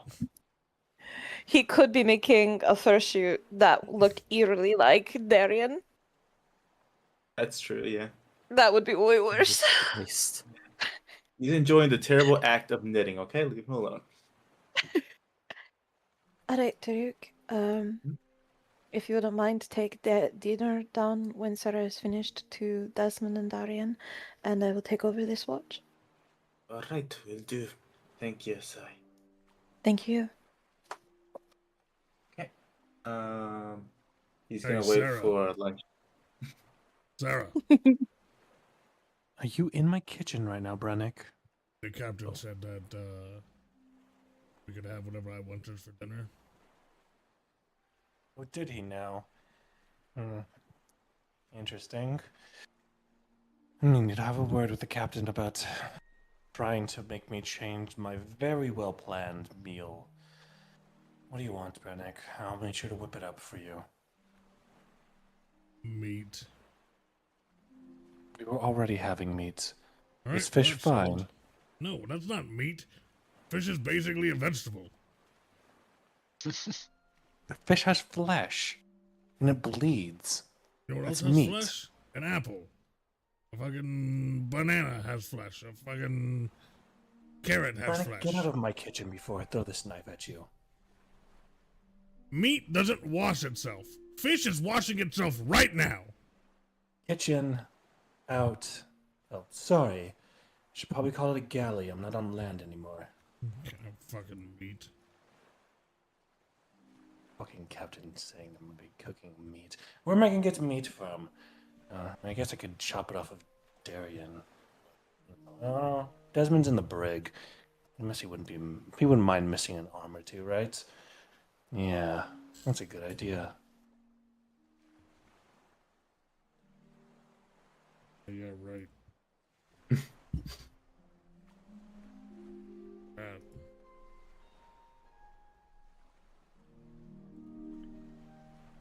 The hook knocks on Sarah's door. Like, don't.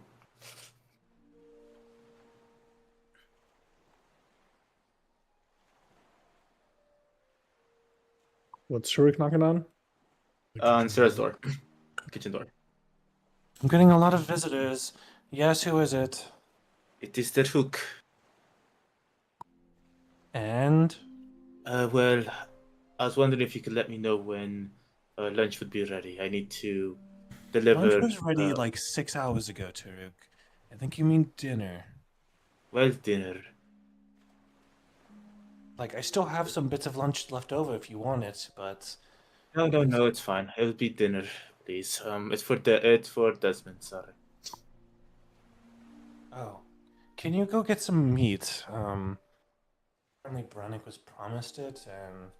I don't know, what is it? Do we have anything that's actually meat, or that he would consider meat? I thought we only had, like, seafood, or squid, and other such things. Because if we had meat, I would have been serving that a while ago.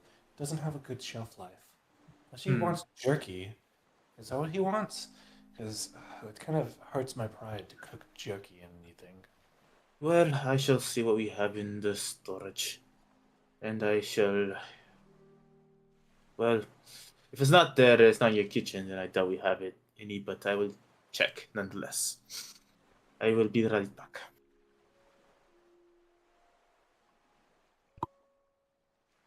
God, everyone on this cruise is giving me a bunch of stupid fucking demands. Next thing they know, they're gonna ask for a 5-course meal. Already mutiny because of you. The food.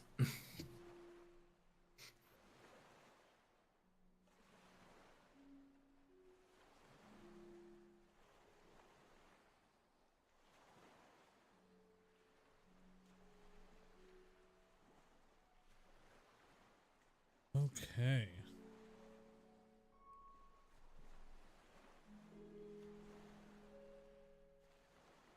So, any additional call-outs or side art things that need to happen before we move forward? I have yet to kiss Taruk on the mouth, so... I mean, Darian's there. Yeah. Hey, Yes. we're not there. We're not there yet. Yet, you say? Yet. Yet. So you're telling me there's a chance? God, the age difference. Okay, but I have money. It wouldn't be that far-fetched. Alright.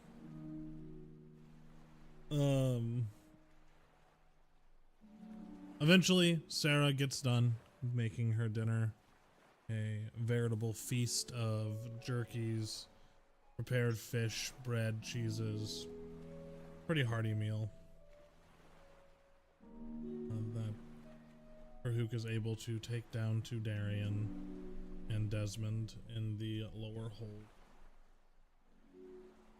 I need somebody to roll on the weather events table, please.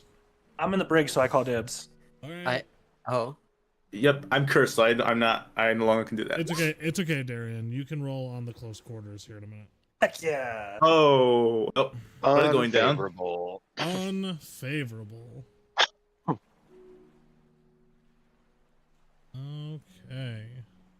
I get locked in the brig, and this is what happens. I'm totally not controlling the storm from down here, guys.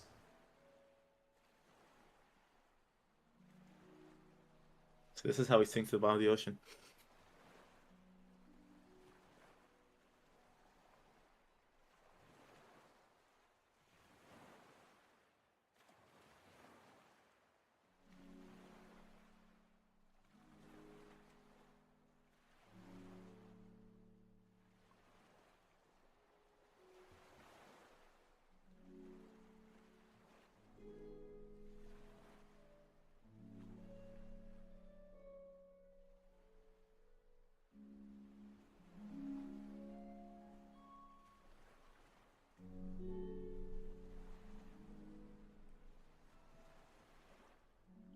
Okie dokie. So, does somebody want to roll a d6 so I can see what this unfavorable weather is like here? Dibs? That's good. That's no. Okay, Darian. The power of Darian and Desmond combined will give us this result. 2. Oh, D. As the sun sets over the horizon, the wind dies with unnatural suddenness. Not gradually, not the way that most of you would expect.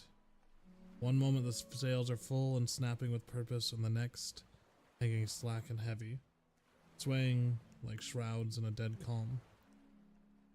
The sea around you grows glassy, dark, disturbed only by the slow drift of your ship and faint creaks of timber settling under your own weight. And a thin veil of mist begins to crawl over the water. Not rolling in from one direction like normal fog, it seems to rise from the sea itself, low and silvered first, then thick enough to blur the horizon until sky and ocean become one endless gray expanse. Sound carries strangely around you all as this mist begins to roll in. The ones on deck notice it first, Tarhuk and Azric. Voices seem quieter, footsteps on the deck seem too loud, even the gull crabs in the distant seem to vanish.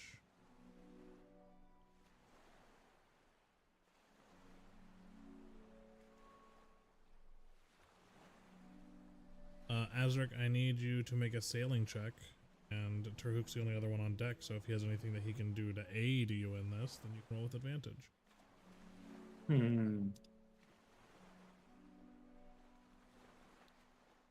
Well, the hook is mostly a lookout, so to speak. So if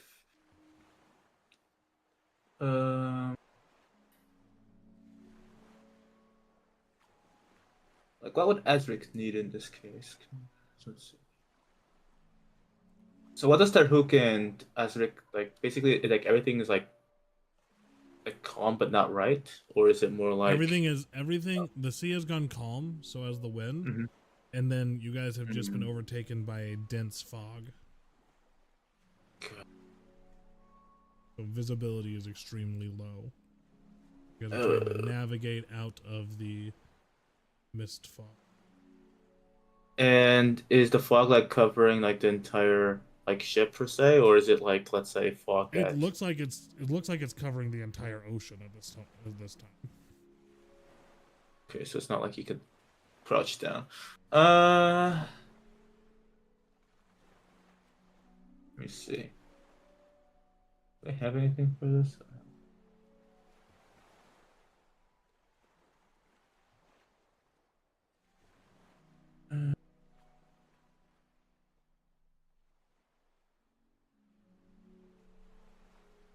Let's see.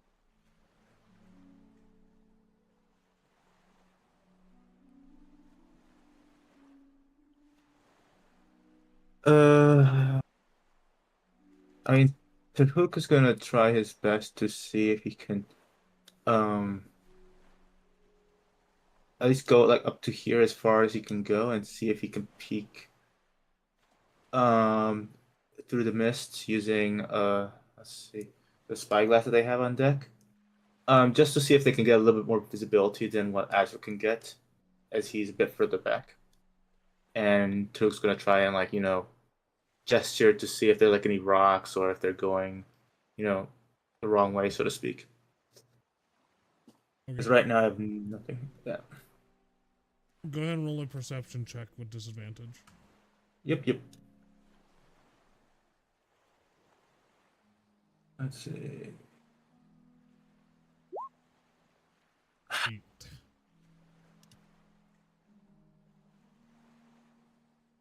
Alright, Azric, you want to roll a sailing check for me? 21. 21. Good. For maybe an hour, you all sail through the strange mist. You start to notice in the water beside the ship, a pale blue glow begins to pulse in lazy ribbons, disturbed by the hull. Now and then something larger moves beneath the surface.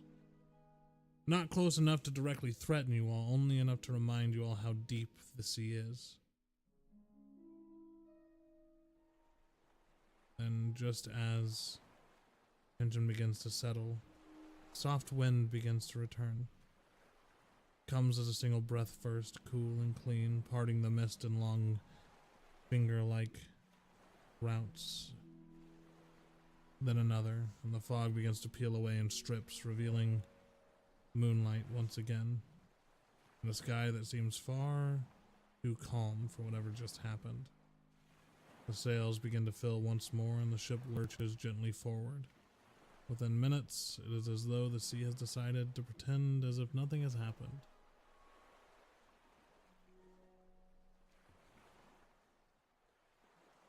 Pretty Nice. minor thing there.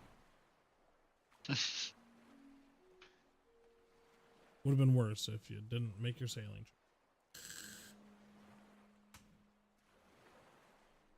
Fighting a sea monster. Okay. As the night progresses, where are you all stationing yourselves? Who's doing watches? What's going on? Go ahead, Darian. As soon as my watch over Desmond concludes, I would like to talk to Sai. Okay. So, who's taking over for Darian? I believe it was it's Taruk. Taruk. Yep, right? Taruk. Yeah. Yep. So, beep, beep. As for What's that? like who's on watch it pros likely start off with Mhm.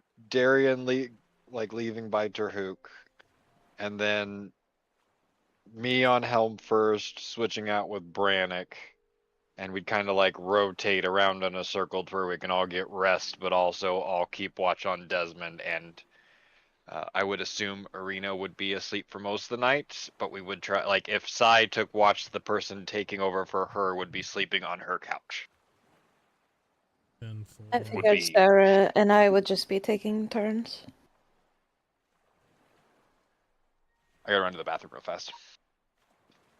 Okay. Alright, Darian. Going into Sai's room. Sai's the door locked? No. You get a knock first, anyways. Sai? And enter.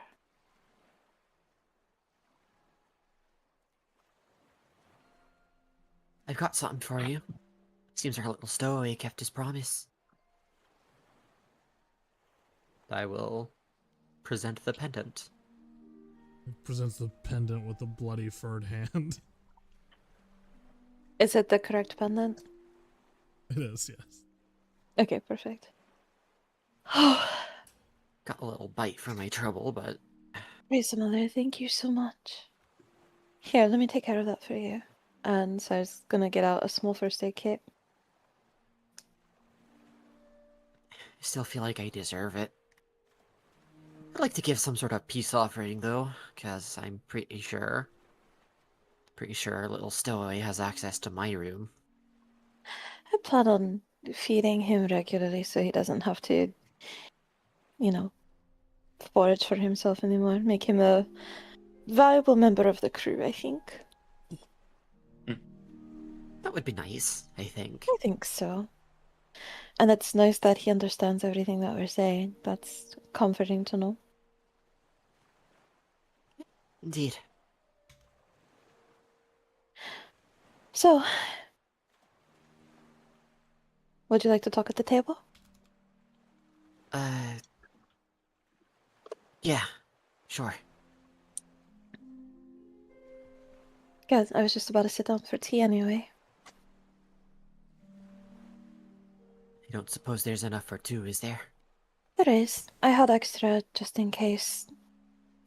She woke up.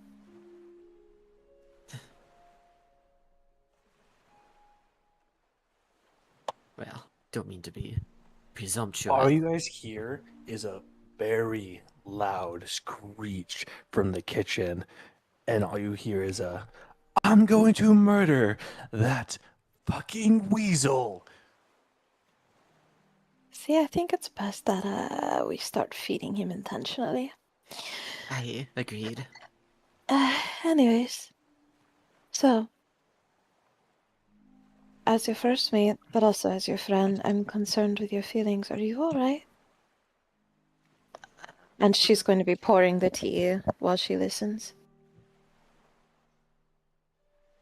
I don't know how to answer that. I feel like I'm starting to smooth things over with Desmond. I feel like we're starting to understand each other a little bit, but there's a lot going on. There's still, I just sort of glance over to where Irina is lying on the bed.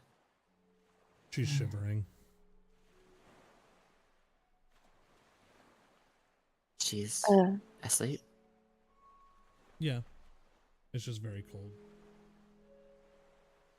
Shai's going to get up and cover her with a blanket and put her hand on her forehead. Is she hot or cold? I mean, her temperature seems normal. Hmm. Okay, so covering her up with a blanket. And patting her head gently. And then going back to the table.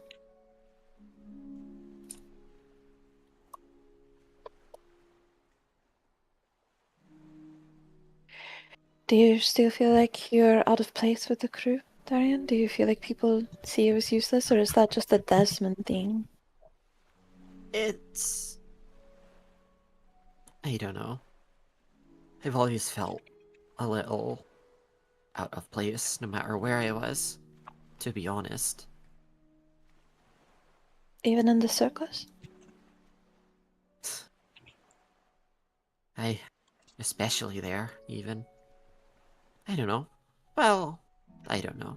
It was nice. It was nice sometimes. I had some friends, but I don't know. It was home, but Darian just sort of goes silent for a sec.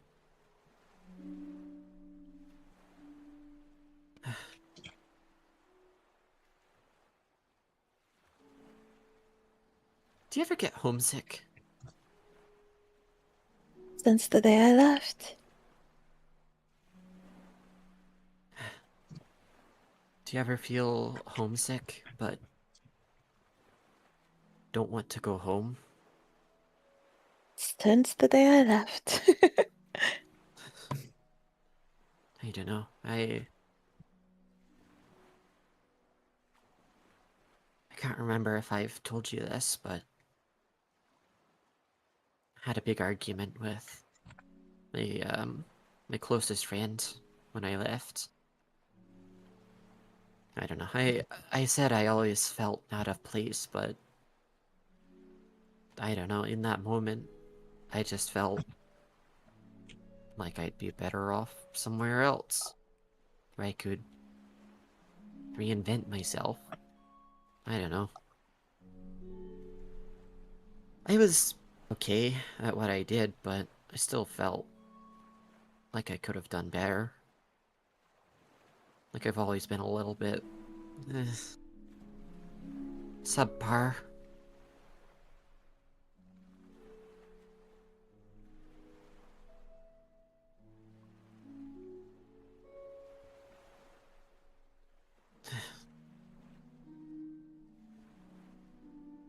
I don't know.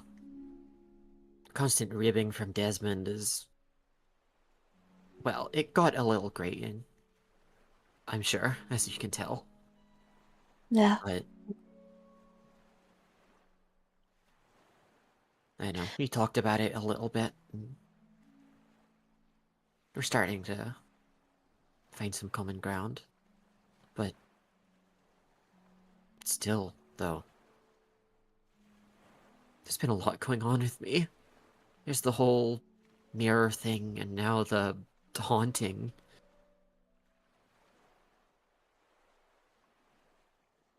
And then something else.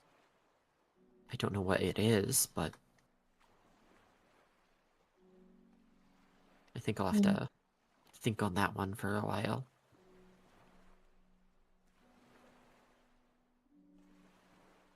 My door is always open to you, Darian, and I feel like at the least we've become pretty good friends. Or am I misreading that? No, well, I should, I don't think so. I hope I'm not being presumptuous, and, I mean, yeah, I think so. Good. Because I don't often shampoo friends that I'm not particularly close to you. Yeah, right, yeah. My hair's been getting long, too. You know, I keep it normally tied up, but a lot to shampoo nowadays. If you ever want it cut, I can do it. I cut my I... own. No, thank you. Hmm. I don't know. It'd probably be good to get things evened up, but Yeah, that keeps it from getting tangled, and that's what I meant, silly. I know, it's just... It's never really gotten quite as long as it's been getting. Kinda like it.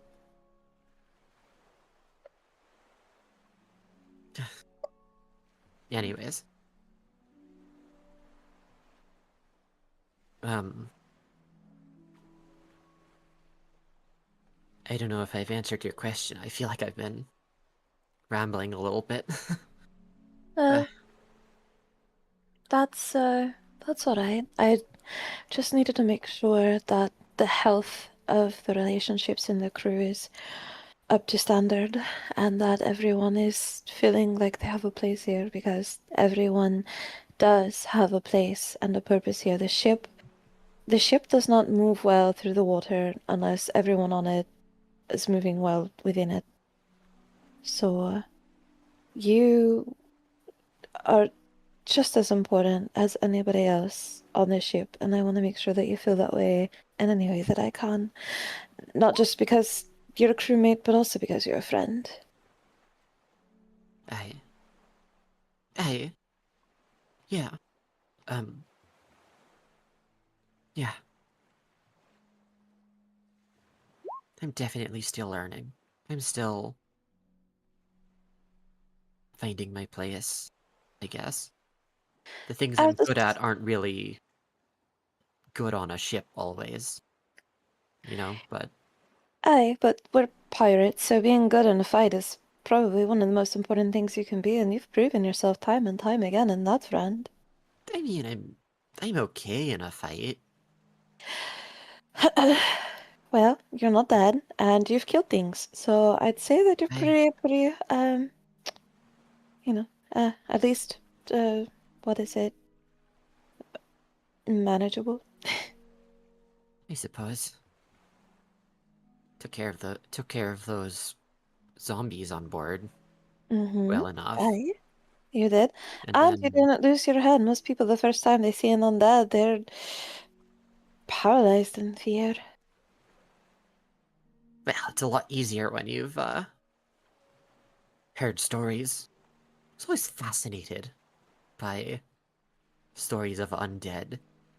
Stories of undead taking over the world. And like what that would mean for the people still alive and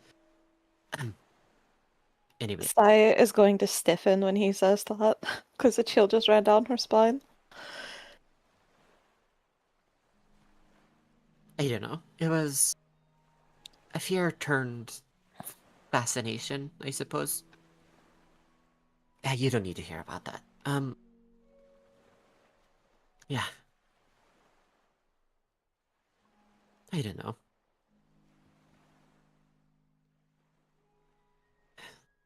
It's just it'll take some time for me to feel like I'm more than just.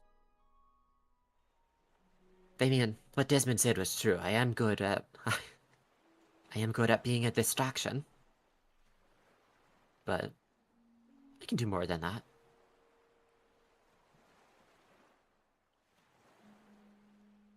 I don't know. I still feel like the others don't quite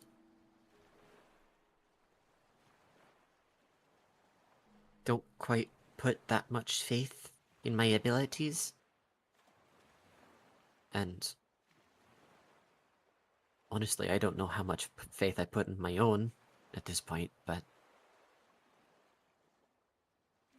it's a process. Aye. It's all a process.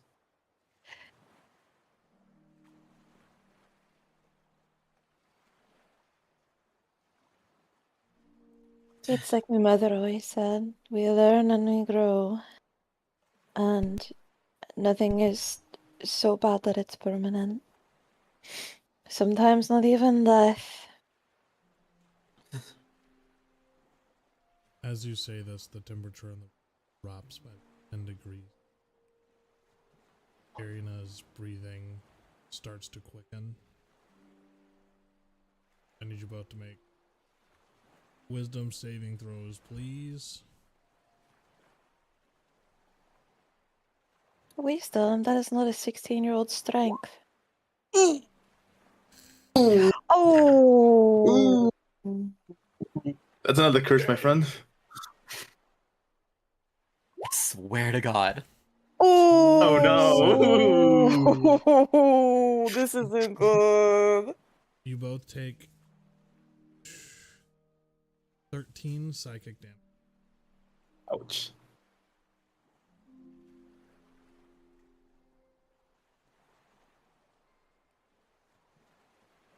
As Irina's breath begins to quicken,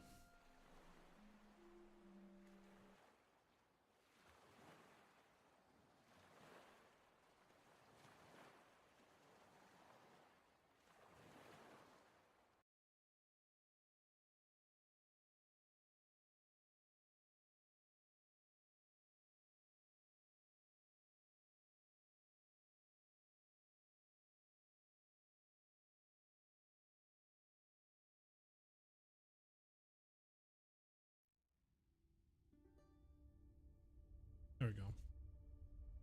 As her breath quickens, you guys feel this pain in your heads and tremors running through your spine.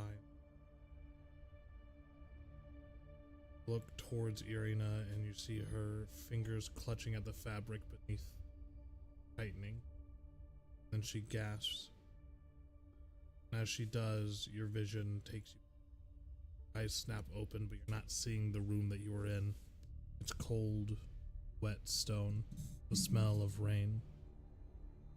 Laying on the ground, you can't move. You're on a street somewhere. Empty. No, it's not. There are shadows. They're moving too fast. You hear Irina's voice. No. Her voice is small and broken, footsteps rushing behind her, getting closer. You flinch violently, curling inward as though expecting a blow, breathing becoming ragged, shallow, desperate. Pain. Sudden. Blinding. A strike across your ribs. Another. Trying to scream out, but nothing can come out of your throat. And you hear Irina shout, "Please!" Scrambling backwards against the wall. A hand grabs you, cold, rough, dragging. "Stop, I didn't.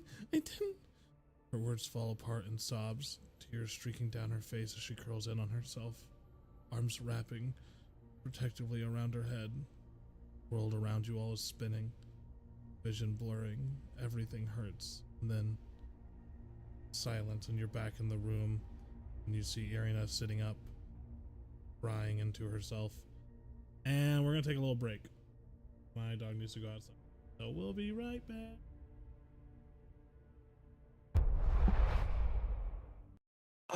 Freaky ghost Oh shit. boy.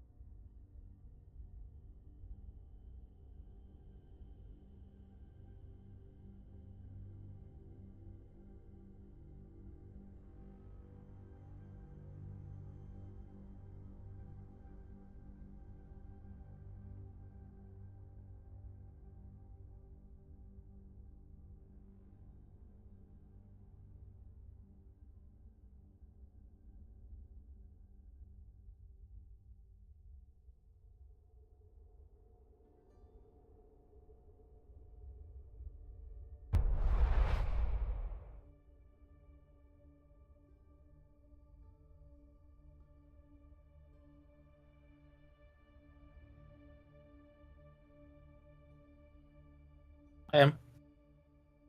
Alright, jumping back in.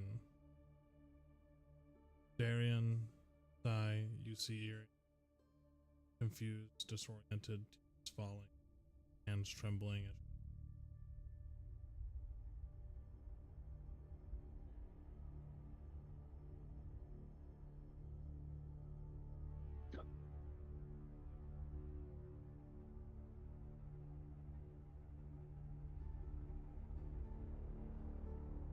Sai, Darian. Hmm. What was... Uh, did you... I. Ow. Mm. Cripes, that hurts. This hurts worse than when I contacted Dad. What in the name of the mother?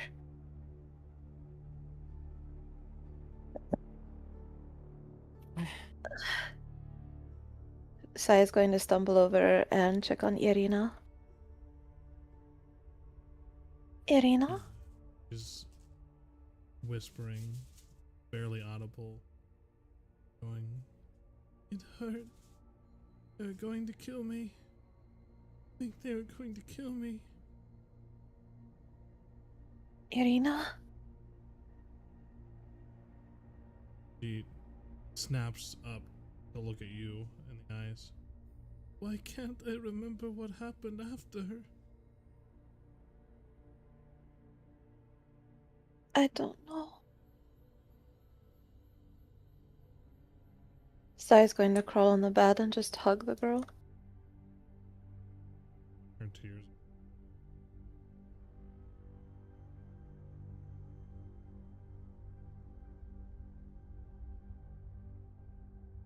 I wish my dad was here.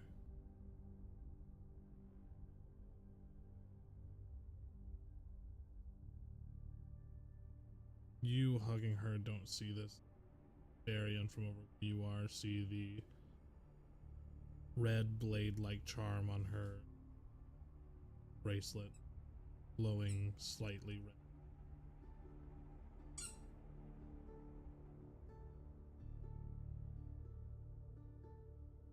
Yeah. Hmm.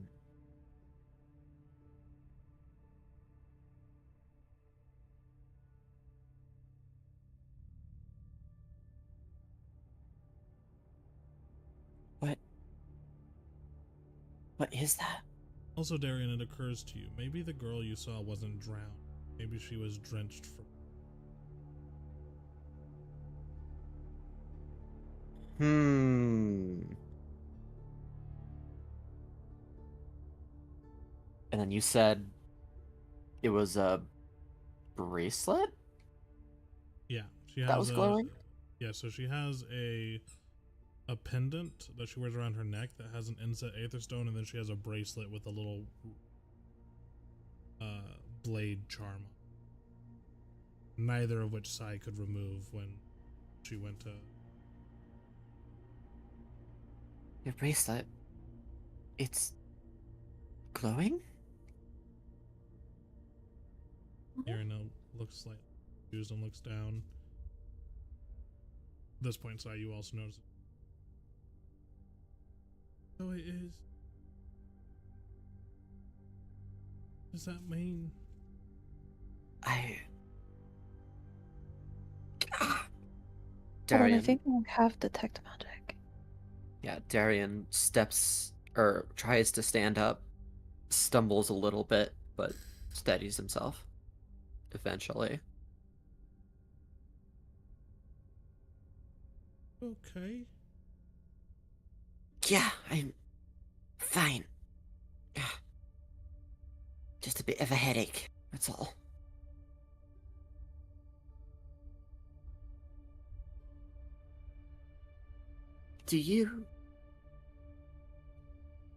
Where did you get that bracelet? It was a gift from my dad. Do you know where he got it? Oh, said that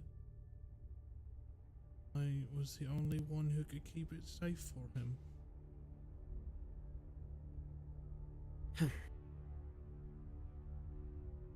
Do you know if it has magic?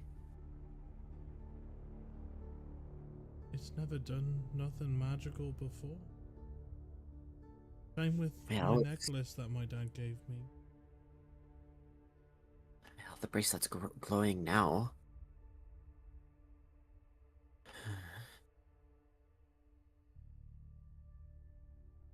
I Di, are you casting Detect Magic? Making sure I have it. Yes. Yes.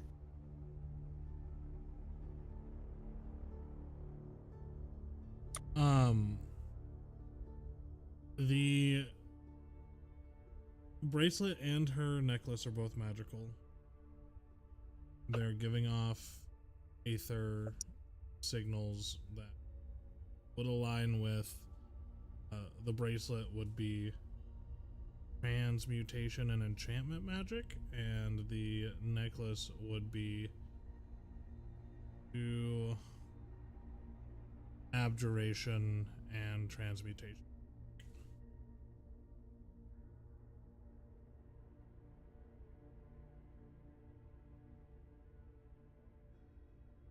I might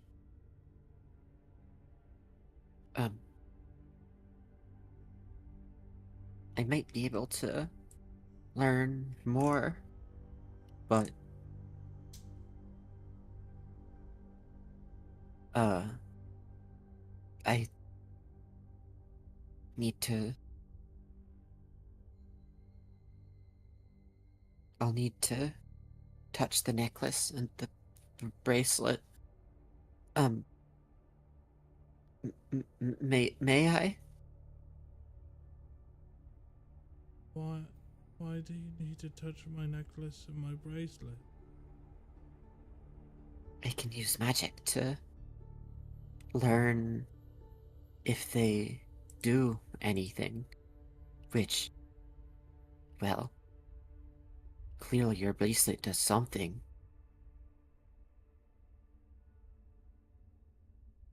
I'd like to know if it does something more, or if it just glows, or, I,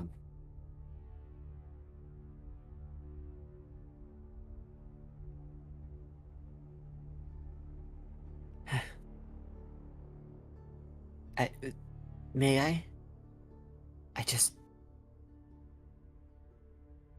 I don't even need to take them off of you, just need to touch them.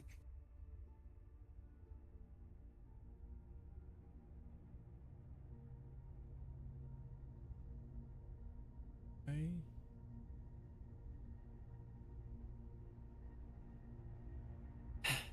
Promise it won't hurt. And I will. Could you hold out your arm, please? As she raises her arm, it's trembling.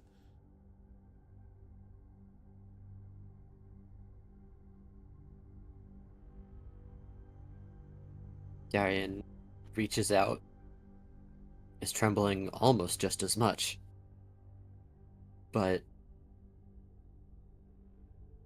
keeping as much of a distance between the two as possible, does touch the necklace and will cast Identify.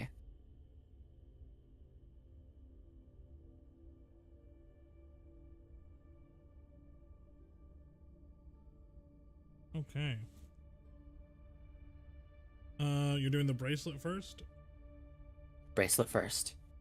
Okay.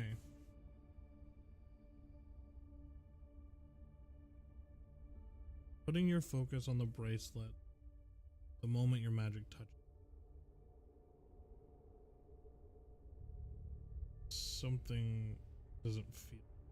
Sound fills your mind, not a noise, not silence, but something in between. You hear layered whisper voices over one another, all speaking at none forming words.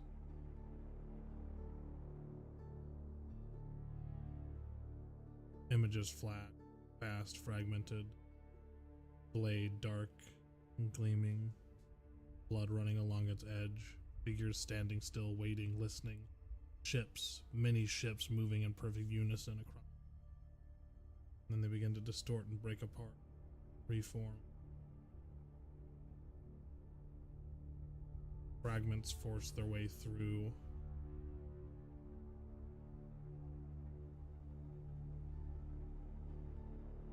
You're not sure as the spell weaves into the item. Something's not right about it. This item is restraining itself, not fully accessed. Stronger pulse and the static in your head intensifies. Feel pressure building up behind your eyes like something pushing back against you. Connection. Augmentation. Words shatter like broken glass. And then your connection snaps.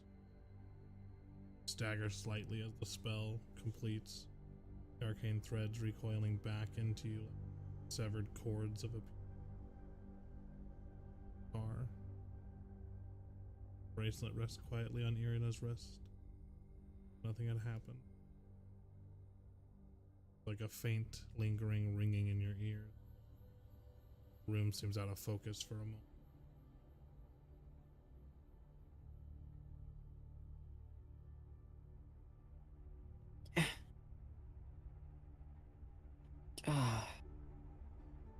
It's not pleasant. That's new. What's wrong? What does it do?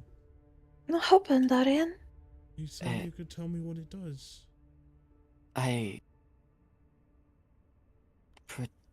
Protection? Your face went all weird Augmentation? like you ate sour grapes. What happened?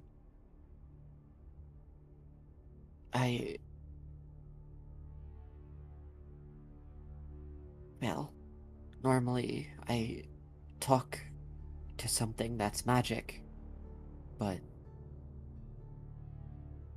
your bracelet doesn't seem to like talking back to me, I don't think. Don't have a mouth.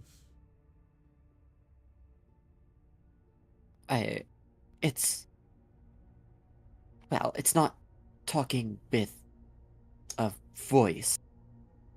Exactly. It's hard to describe. I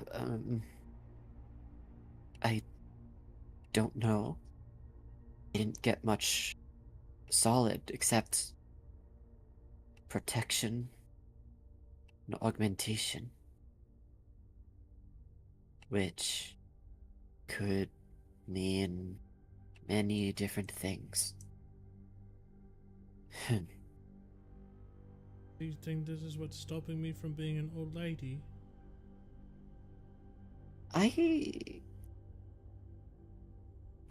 Hard to say. I don't think so, but I'm not exactly an expert at magic.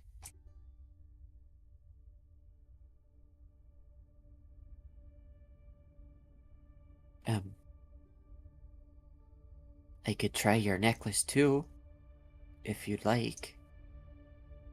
It's up to you. My necklace has never done anything except for pretty.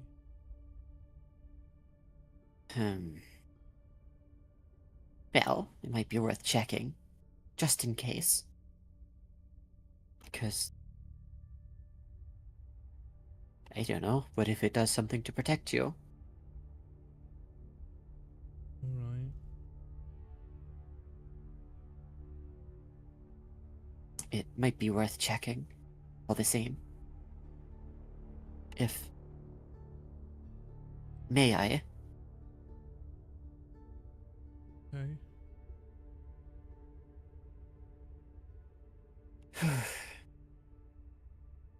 Let's hope this one plays a little better. And I will very gently, still maintaining maximum distance between me and Arena. Which is 0. You have to touch it. I do, but I can have my arms like Yeah. stretched out as far as they go. As you But push I will.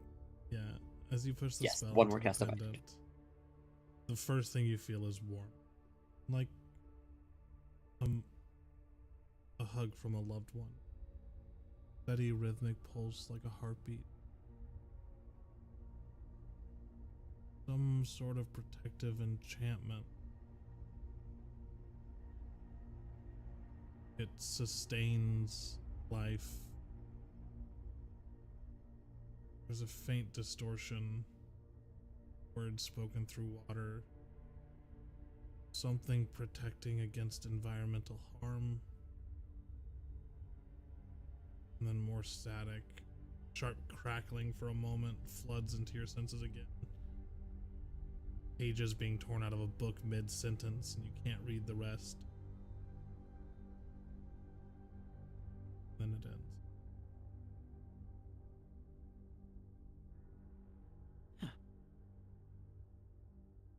Well, I think I was right about this one protecting you. It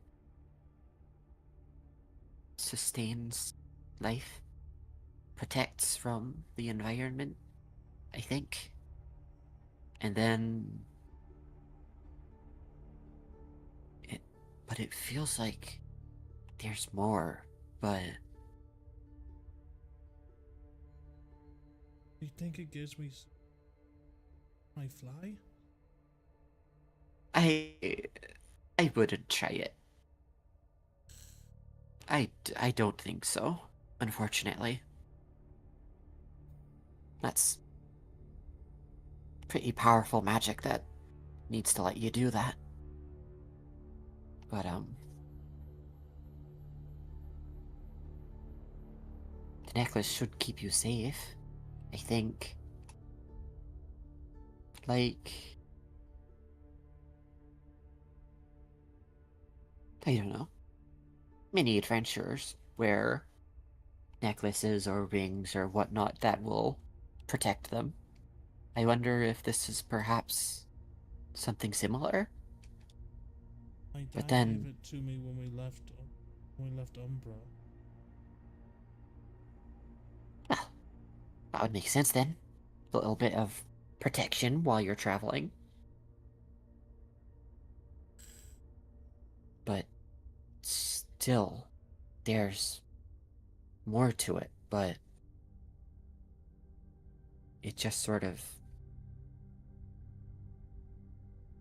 I don't know, stopped talking to me at some point.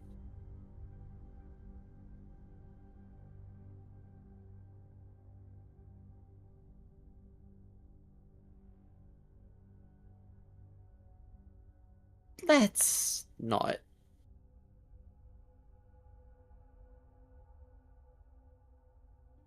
Oh, I didn't get the sense that he could do that. It might keep you safe if a blade tries to find you, but again, maybe don't try and test that one either. I don't like fighting. It's scary. I don't blame you. But I think that's all my magic can tell. Any theories, Sai?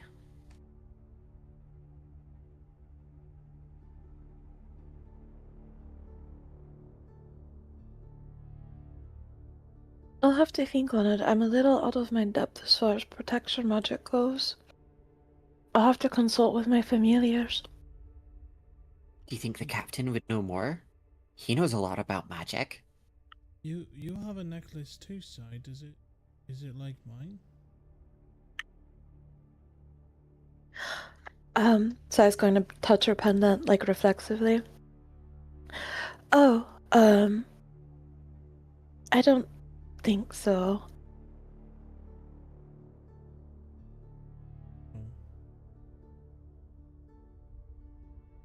So, the captain said we're going to a place called Al-Hajjad. Do you think we're able to find my dad there? He said it's a really big city. It is a big city, so there's a chance. It's a big world, but there's a lot of people in a big city. It's not impossible, I suppose, but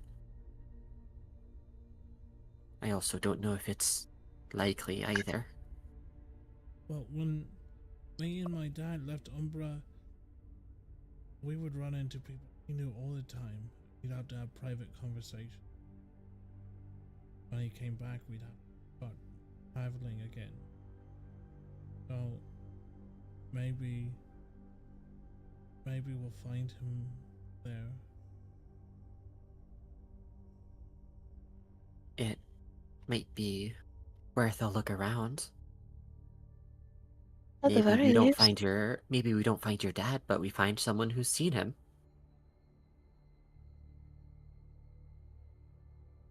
Right.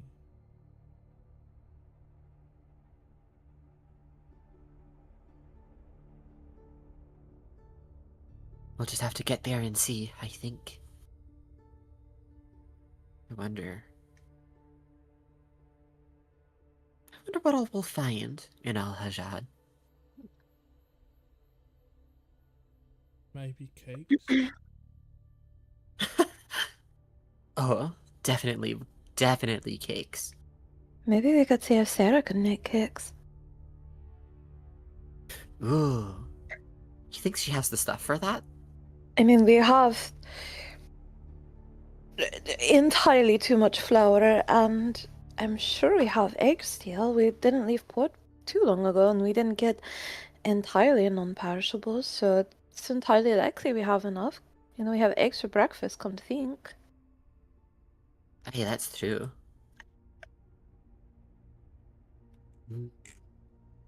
Have to use eggs to make cake.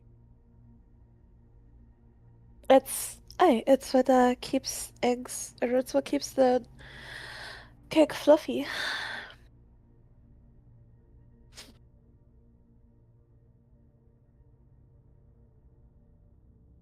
Like Sort of. You scramble it into the bother. Sai suddenly knowing how to cook. Sai knew how to cook. You guys just adopted that she was a bad cook because you have Sarah now. No, we knew she was a bad cook before. It didn't take much to learn that.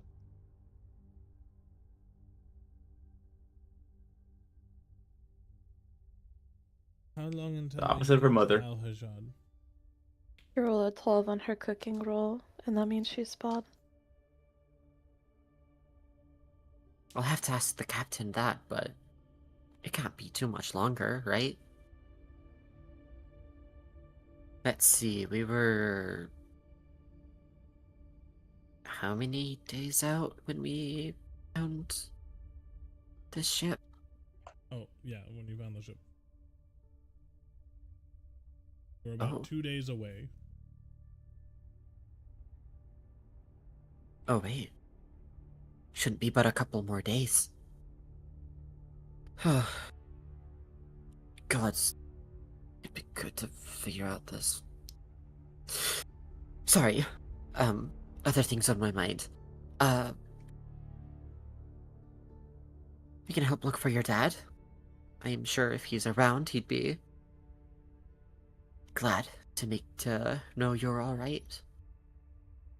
Can I go out on the deck?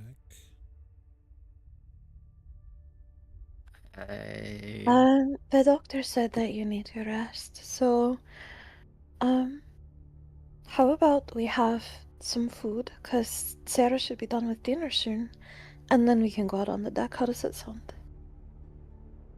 Isn't it the middle of the night? It is the middle of the night. Dinner already came and passed. Oh, did it? Yeah. Oh, that's right, because we did the whole dream thing. Yeah.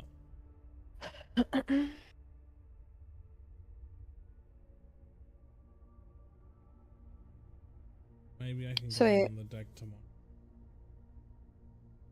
Okay, yeah, that'll work. Yeah, we can do it in the morning after breakfast. Okay. I guess I'll go back to bed then. You're gonna stay here, right? Well, this is my room, so absolutely.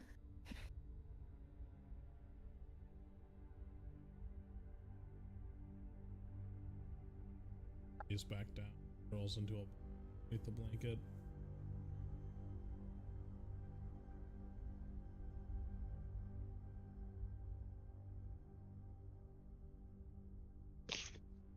Well, I suppose it's about time I go see what's going on. I can't for the life of me remember if the captain had me slated for a watch tonight. I'm pretty sure, but I'm not sure when. Hmm.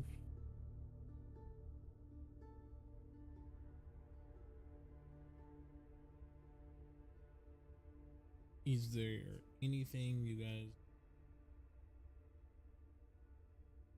talk about with each other before? Right?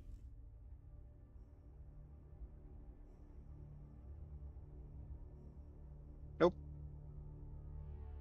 All I right. think we good. Somebody roll on the close quarters table. We'll get through these next couple days. Was that? Wait, That's you, Darian. I'm the. Okay. Where? Aha! Sai needs to host a close quarters. So, Sai, you can set the Son scene of a for the bitch. next 2 days of who you want to be in the close quarters and what the ship is, and they're in all over the next couple days. Sorry, I'm gonna have close quarters with myself. I'm going to have close quarters with myself journaling. No, shit. It will be Sai and Desmond as Sai tries to teach Desmond how to meditate.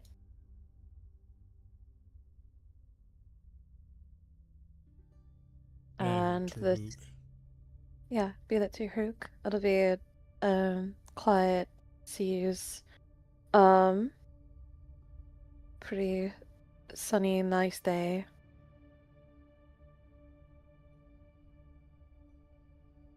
Yep. So, Taruk, get the fuck out of here. Okay. It's like he's gonna cry. He's gonna go cry in a corner here. Calm seas, a smooth wind. You make your way down to the hold where you find Darian. Or not Darian.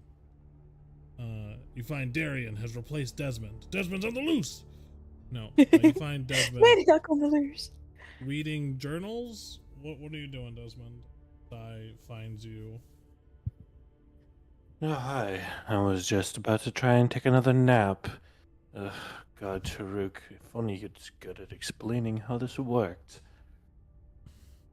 Well, I am here to teach you how to meditate. You mean So- sleeping in awkward No, ways? you're not supposed to sleep when you meditate. Wait, not? No, meditating is very intentional.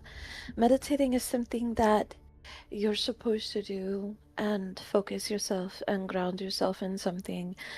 And once you master that part of meditation, then you can start to kind of expand into other things like spirituality.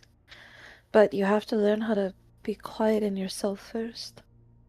That sounds eerily similar to sleep. Sleep is intentional. I'm grounded in my bed, and some people even say it's scary. No, because you have to be conscious. That wasn't a stated term. You must be conscious to meditate because everything about meditation is active, not passive. People think that when you meditate, that you just sit there and you do nothing and you think about nothing and you're just quiet and then you focus on breathing and then you've meditated. That's not meditation at all. Meditation is deep and on purpose. And it's about full and total control and mastering your mind. And once Oh, you do God. that, then you open yourself up to spirituality. Is there like You- an address I can just write to? Desmond, you say, oh God, but I can literally speak to the dead, and that's not exactly something that you just get to do. Well, you've never had some of the drugs that we had down in the slums. Some people swear by it. But you don't have those drugs, so your options are stay in the cell or learn to meditate, That you know of. says the man that's been in a cell for 3 days. No way, it's been 3 days. Has it really? Aye, 3 days. Fucking Taruk. Fine, let's learn how to meditate or whatever. Okay. Now, get your pillow and your blanket or whatever you need to make This a is pallet. sleep. No, you need to make a pallet on the floor so that way you're comfortable. You don't want any pressure points. You don't want your tailbone to be too uncomfortable, anything like that. Desmond's gonna follow along.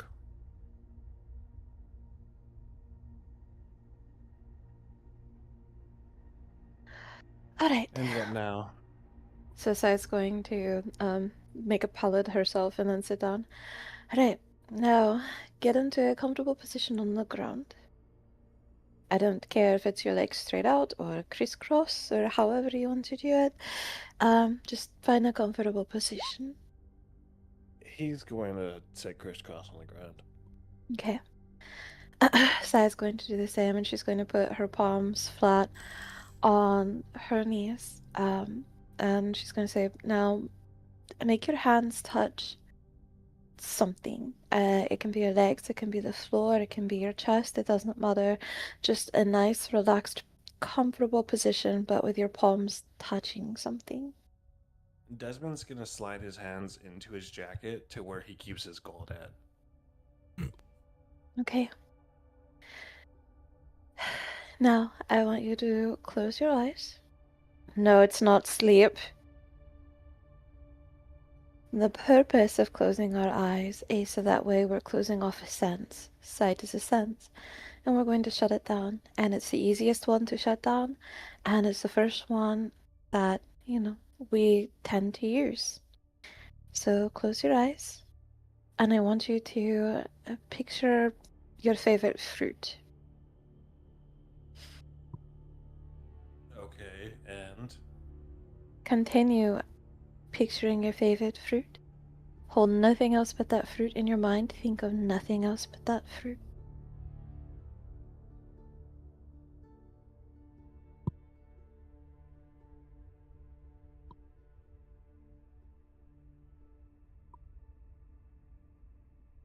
Oh, sorry, was I expected to respond? I was thinking of the fruits. Nope. You're supposed to continue to think about the fruit and nothing else but the fruit. You can't let your mind wander. You can't think this is stupid. Nothing else. Only the fruit. Well, the good news is I didn't think this was stupid. I overtly said it, but besides the point, the fruit.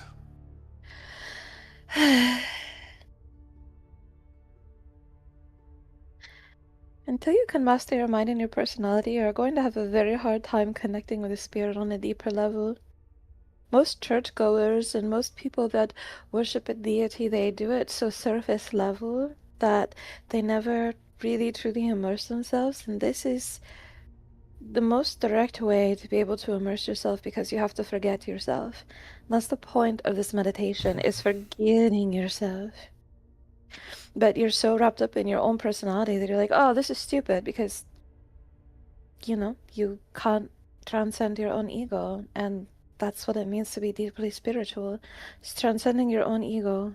So that way, the ego of whatever deity it is that you're trying to reach feels you instead. Why didn't you just say, "Oh, Desmond, focus on your ledger. Then you can think about it in your head and think of nothing else." Then maybe I would have bought into this. But you said, think of your favorite fruit. My favorite fruit? What is my favorite fruit? I don't know. I don't really think about it. I think I've had like fruit a very few amount of times, and that was to stave off scurvy. Yeah, that is a good fruit. No, that's stupid. I'm gonna think of my ledger instead. That's just an easier way to like not think of myself. Yeah, your ledger is something important to you. You're supposed to be thinking about something mundane and neutral because you're focusing your mind, Desmond. This is about training your brain. You have to, Or, you're not or, going or, to or, retreat. No, gold. you're not going to achieve the mastery of this until you do it. And it has to be this way. There's a procedure and there's a reason. There's a reason for everything. Aren't you someone who appreciates there being reasons for things? Okay, then why fruit? Because it's something mundane and boring and uninteresting. And if something isn't mundane and boring and uninteresting, you're not forcing yourself to focus on it. It's easy to think about something like your ledger, where you keep things that are important to you. Like things that are boring and mundane is where you start to actually learn to ground yourself. And again, you're trying to ascend from your own ego. That's the point. You can't get closer to the gods if you are in your own way. Interesting.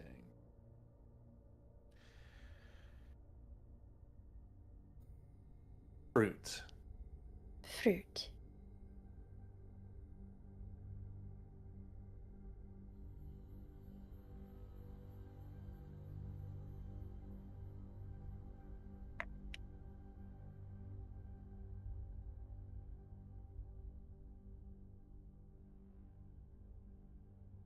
So, what point is this supposed to work? That's the I'm first dying step. here. That that's the first step. Is you have to think of that and you have to hold that. And once you can hold that and think of nothing but the fruit for an hour, we can move on to the next step. You want me to think of a fruit for nothing but. Nothing but the fruit Oh for my god. 1 hour. If I wasn't locked up in a cage, I'd have so many other better things to do. But sure, let's think of a fruit for an hour. You're on watch for the next, what, quarter day? It's not like we have anything better to do. Oh, this is 1 hour out of the next 8. Kill me. That might be a better use of my time. And then you can try and convince me as a ghost. I Maybe see that'd be a little. now. I now see why they start us with this as children. Children don't have an ego yet. Fruit. Fruit. Fruit. And during this, it is totally okay if Desmond struggles and it just goes, "Ah, I forgot the fucking fruit." I think I hate fruit now. Yeah, it has that effect sometimes. Can you tell Sarah not to put fruit in my food? If I think I of will- fruit anymore, I'm going to jump off the boat. Well, we can always switch what you're thinking of. You can think of vegetables So we can think instead. of. Oh my god, why is it another plant? Do you want it to be an empty barrel? Can I just think of gold? No, you care about that too much. Okay, fine, silver. No, nothing related to coin.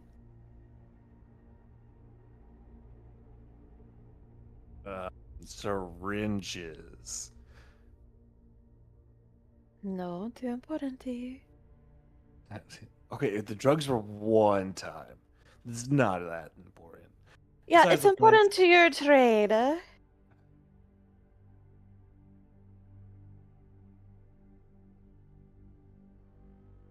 rabbit's foot. That's too interesting.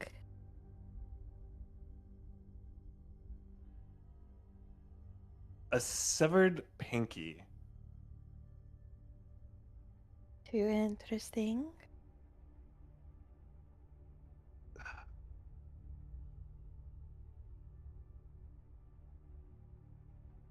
Okay. Oh, Yes.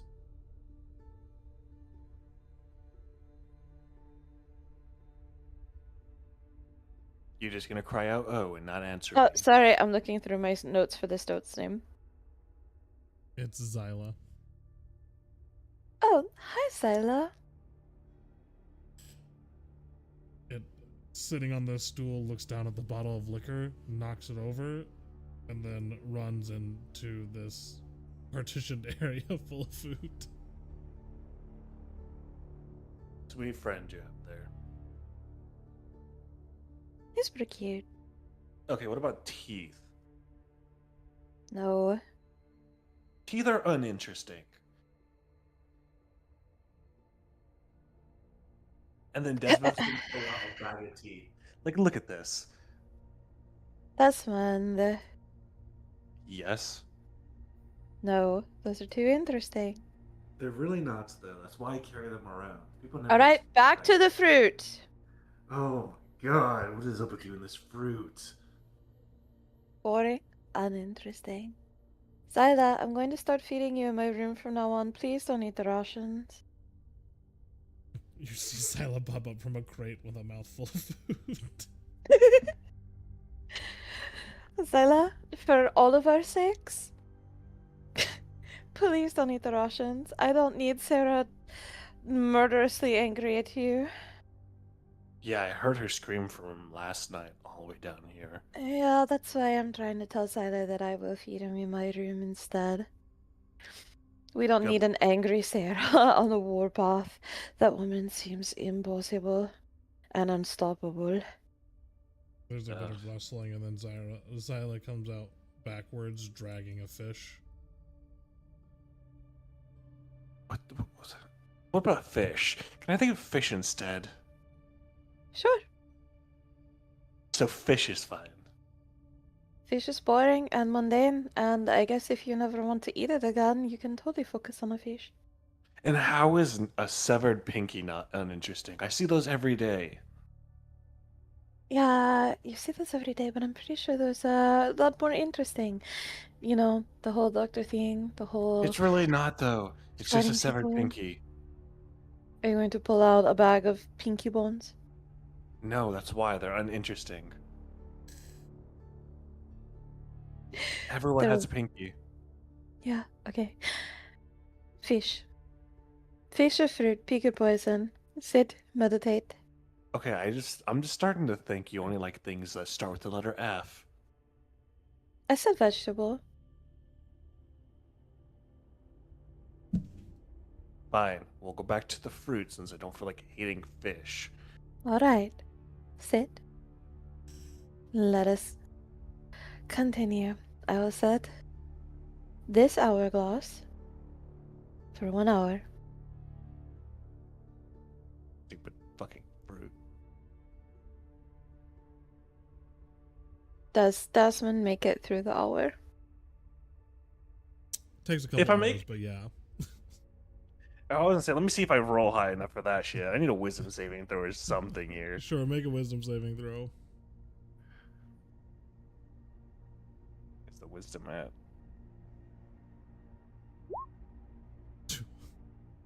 Natural No. Yeah, there's a I don't think frustrating. it does. There's a montage of a frustrated Sai, like pacing back and forth, hands on her temples, just hands kind of in explaining motions, time passing. Desmond falling over on the ground sideways, kind of toddler tantruming a few times. And about 3-4 hours pass, and that's where we'll pick up where Desmond has still not made it an hour. This is so useless. Why is there not just like I don't know, place you can send mail to the gods? There is. It's a church with a priest. But unfortunately, we don't have churches on boards. And none of you can help me commune? Well, who is doing your draw? Because, I'm governed by Philoria and the Night Mother. You know, if I knew that, maybe this would be easier. So then, no, this is the only way. You have to ground yourself and rid yourself of your ego. I bribe God. Do you think that would work? No, they get paid billions upon billions of platinum every year. Desmond's going to go because he thinks it's a great idea. He's gonna, in such mock jest, he's going to like go to his bed and pretend to use as an altar while still listening to Sai, and he's gonna like kneel in front of it and pull out 5 gold pieces because I don't know, Desmond's cheap. Yeah, let me subtract that while I can. So it'll be a fucking yeah. And he's gonna clasp his hands together. Oh, great and mighty God that is currently haunting my dreams. Please take this bribe, because oh my god, I really don't want to learn how to meditate. This is actually awful. Roll a religion check with disadvantage.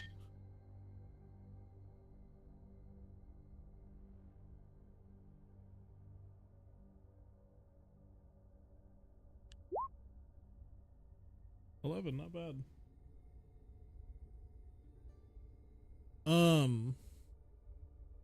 Kneeling there next to the bed, the 5 gold in front of you. You open one of your eyes, the gold is still there. You have a tinging feeling that 5 gold's probably not enough to bribe a god. Fucking not a cheapskate. Alright, fine. He's gonna pull out 10 more gold.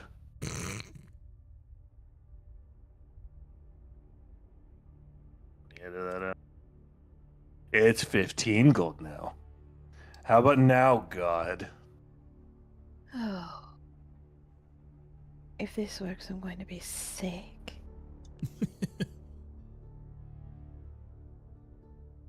Eyes closed, trying to instigate some sort of barter and trade agreement with a god. Sai, you hear it first, the jingling of coins.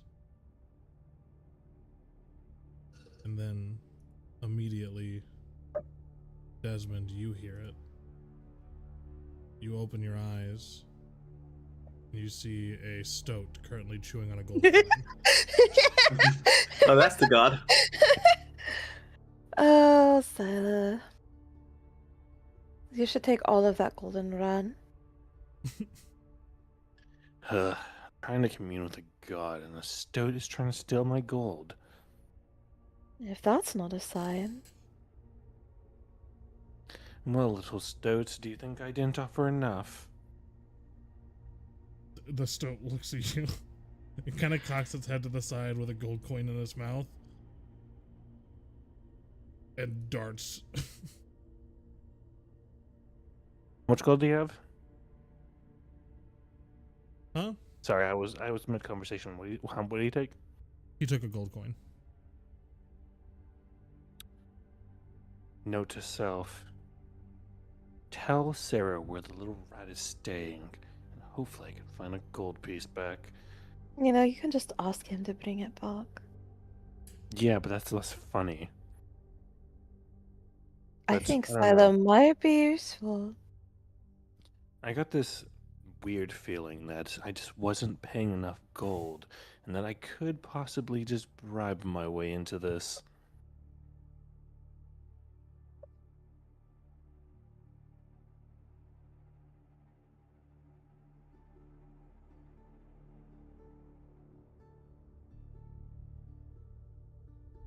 sigh.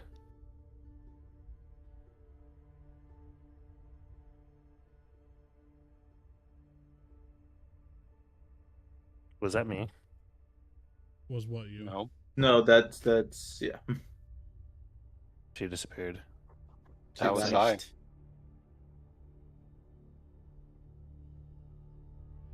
I wonder if something happened to her internet.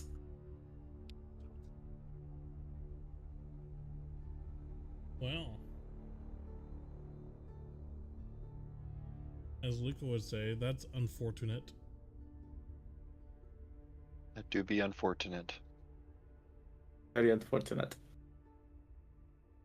Maria? What? Huh? I thought you were paying attention to would also say what we said. Yep. She That's says my whole unfortunate. shit just crashed. Unfortunate. Oh shit.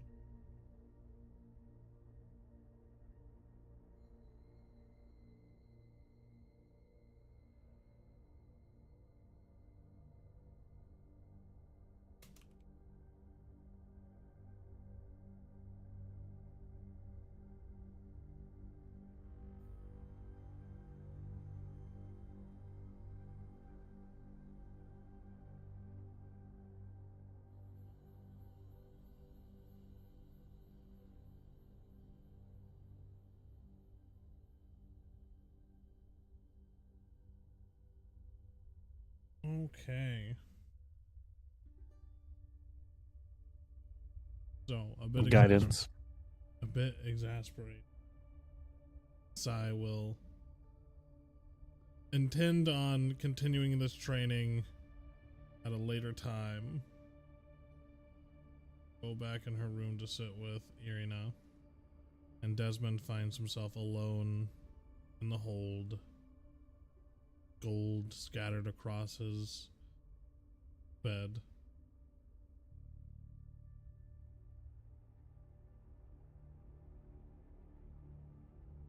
What you doing, Desmond? Give me 2 seconds. I am being accosted at the moment. Accosted? Hey, man.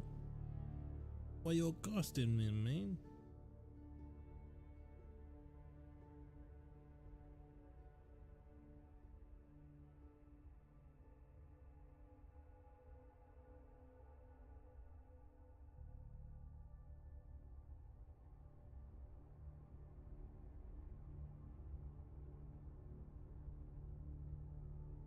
Sorry about that.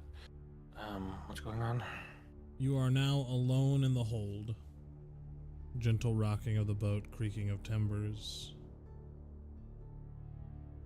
Given some sort of guidance and tools to contact the Aeon of which you have some seeming connection with, but none of which quite vibing with Desmond's sentiments.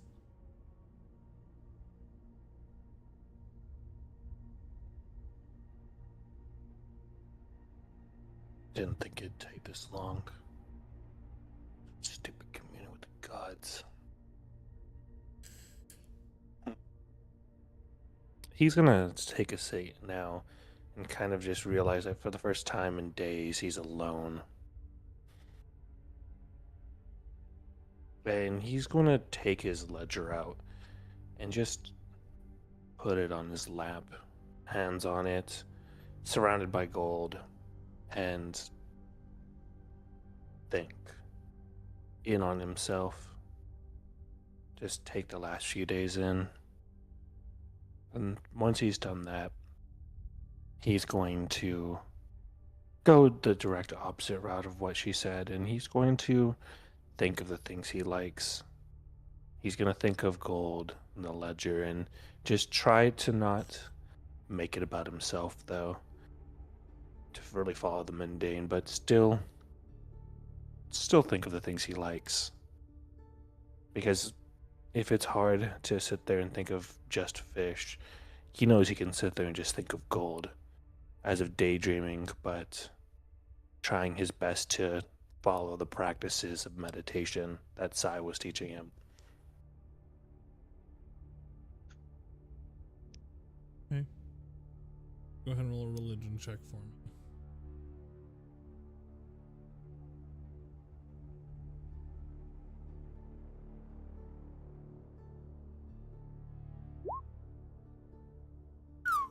Oof, still bad. Damn you, stupid Still disadvantage. Trying to think of gold and silver and the other things that make up most of your existence. Your mind wanders and can't. You're focused on what you love and what you like and what you've surrounded yourself with, but you're not focused on a single point. You're not focused on what matters most to you, even if you think that you might.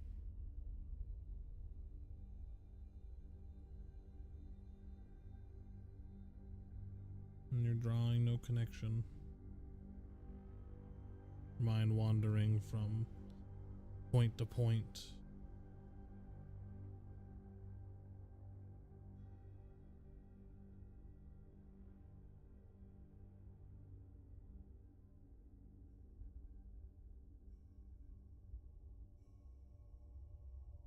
Eventually night begins to fall. By your estimation, the final night on the sea before you reach Al-Hajjad. Someone will most likely be coming down here soon to keep watch over you.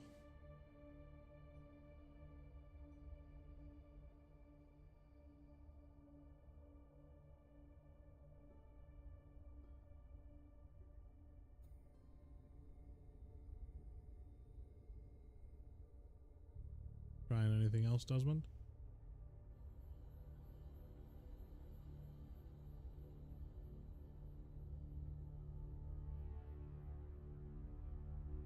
He's gonna rub his hand over his sword,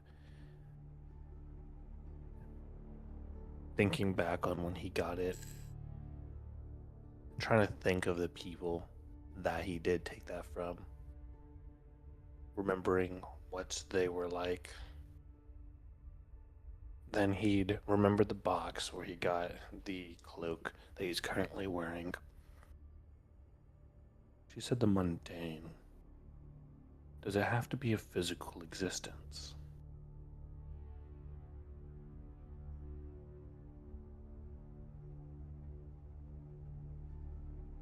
He's gonna just sit there and just think of curses as a whole.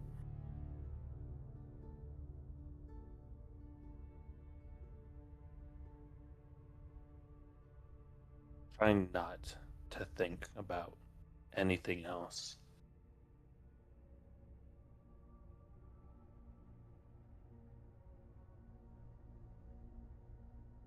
How do you picture a curse?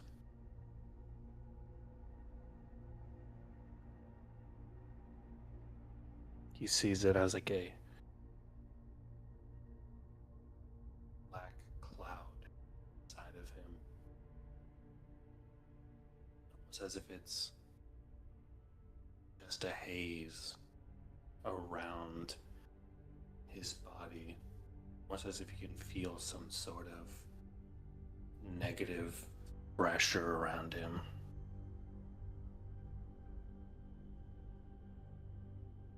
And he doesn't know if he's going crazy or if this is just his mind trying to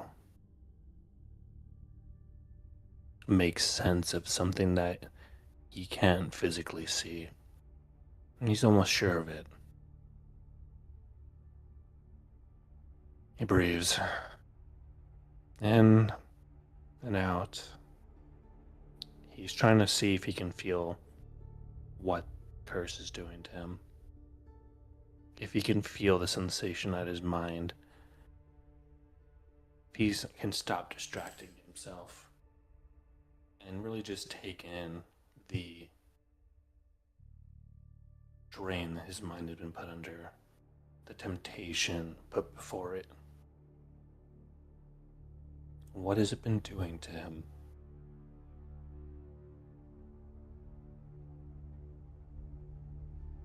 Breeze once again.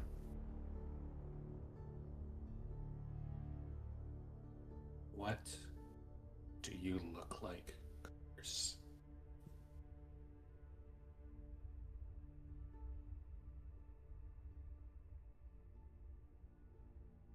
And that's what he's going to do for a while.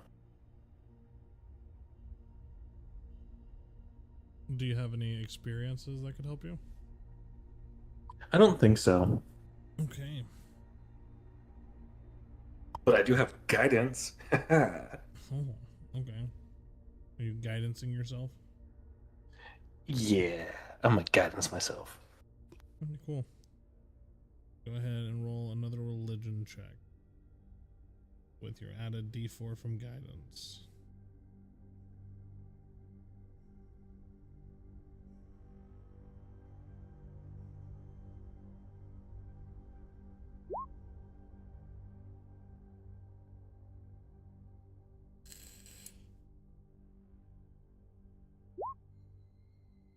Desmond really doesn't like religion. Well, you didn't actually roll 1d4. Then not what I roll. Oh, I did not. You're right. You rolled 1/d4. I'm kind of stupid, okay? Leave me alone.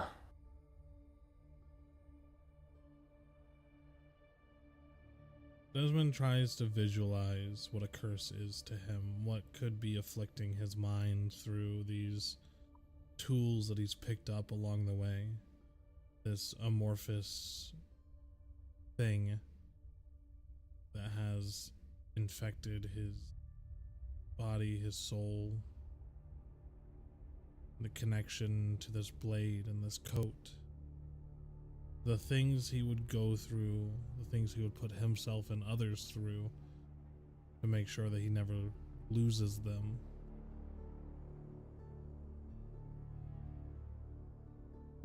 The increasing need for things. Desmond was never a rich man. He made enough to make ends meet later in life, but he wasn't an aristocrat. He never kept up a massive savings. He was always on the move. He couldn't afford to have things holding him down. Gold was a means to an end, but now it seems like gold has been the end.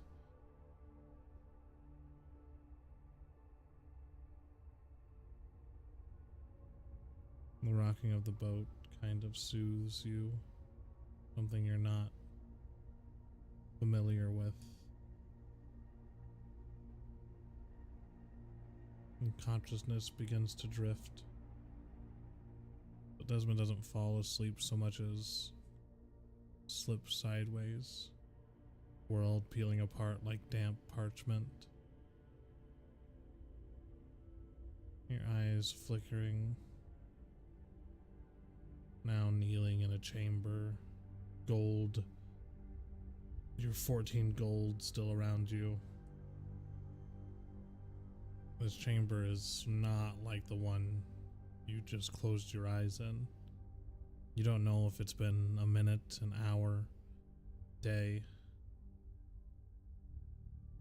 As your eyes flicker open, you look around the chamber, so immense it can't properly be measured by mortal eyes alone, not built of stone or marble, not carved metal, but gold thread and filigree, suspended architecture, arches woven from glittering strands finer than hair, columns formed from braided chains of molten light, and vaulted ceilings that seem stitched together from wealth itself, everything shining, nothing warm.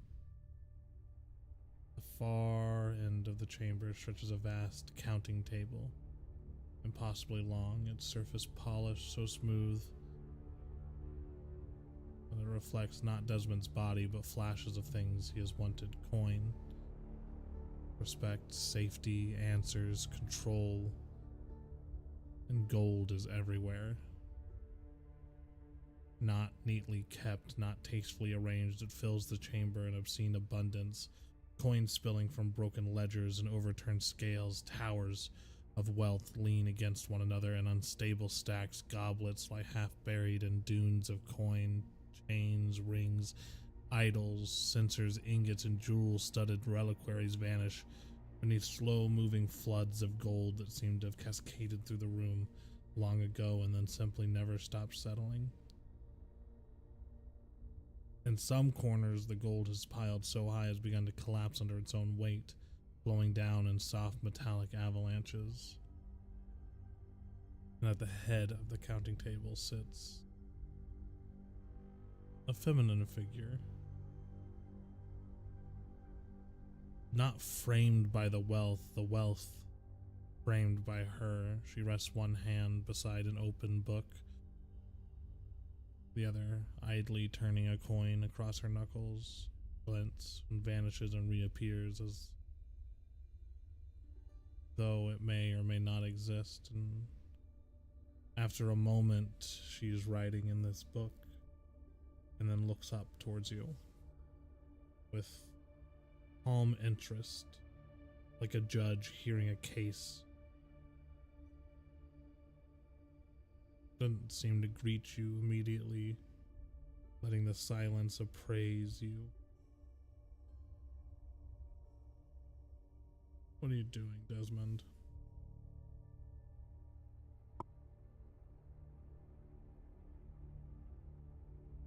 So, I finally meet with the entity that would have to do with me, huh? So much to ask.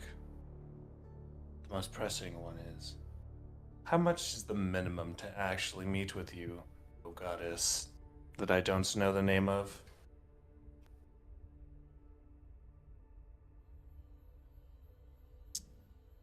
Roll a persuasion check.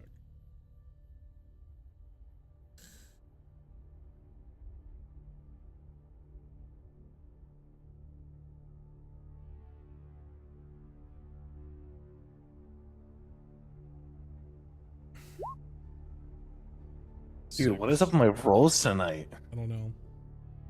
As you say this, she doesn't seem to shift her attention or her gaze, but you do see some spectral entity floating down across the gold avalanches cascading throughout the room, carrying another tome, a book. And just barely you glimpse a name written on the cover as Desmond Leach. And the book is handed to her. Places it gently on the counting table in front of her. Looks down at the book and then looks up her nose at you. Desmond Leach. Her name draping from her tongue like silk pulled across a sharpened blade.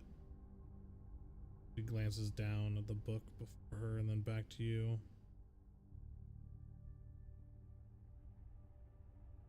It seems you wish to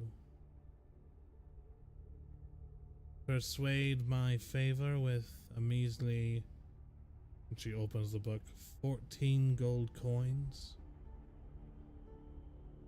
It's a negotiable price.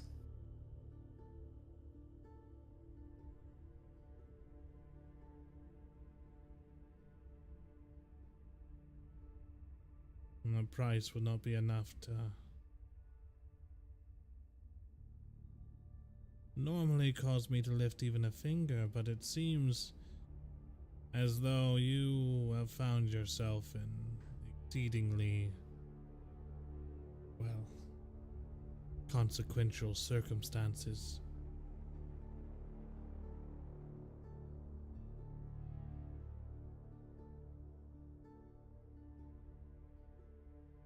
Much like No. a loan shark seeking those in debt, I'm guessing you're here to try and seek some kind of advantage from me.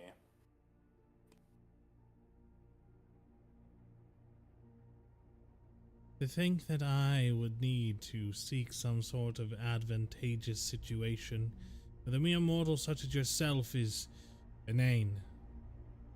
It's quite funny when you think about it. And yet, here you are, leaning back slightly in her chair, one finger tapping the ledger's page. That is interesting.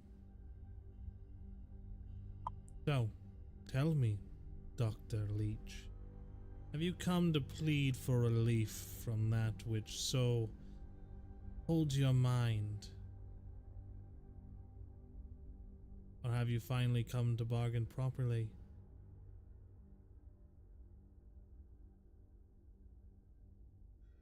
Desmond's gonna take a second. He's gonna blink, put his hand to his pockets, and then, for a moment, bring them back out. Normally, when you have some kind of bargain, you come with something the other wants, though I don't seem to know what you want just yet with me. I've never been a very rich man. I have want for a lot, but I've never seemed to have the station nor the influence to obtain it. Deities were always outside my reach. I was never really a rich enough man to draw the attention of gods or their ilk. So it makes me wonder, why did I draw your attention? And as I thought about that, I could only really think that maybe something of a lot of my possession mayhaps have a tie to you. And I can only think back to those men I saw the other night, to that dream I had, the cloak and the muse, and then these strange powers I keep experiencing, using. You're right, I am here to bargain.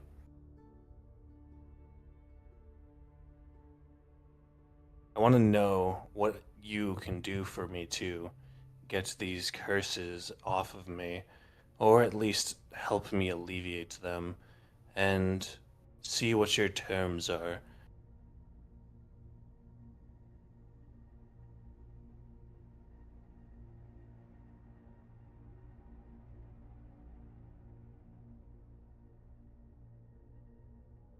I think you may be confused, dear Doctor. You see, I don't require those who seek my favor to accept it. As you say, you found something, whether you happened across it by mere chance or fate, who's to say? But nonetheless, you succumbed. A deal is a deal, whether or not you read the fine print. Now, that's not to say that we can't negotiate the terms, but my grace does not come cheap. For many, many years, the aeons of your putrid world in existence have decided to keep their hands as far away from their creations as possible. How much do you know of us infinite beings, Dr. Leech? Well, my life experience adds up to living in the slums and being a back alley doctor, so you'd be surprised to hear not much. Though I heard rumors of everything that happened with the whole thing for Kalenroth oh so a few decades ago, but that's all.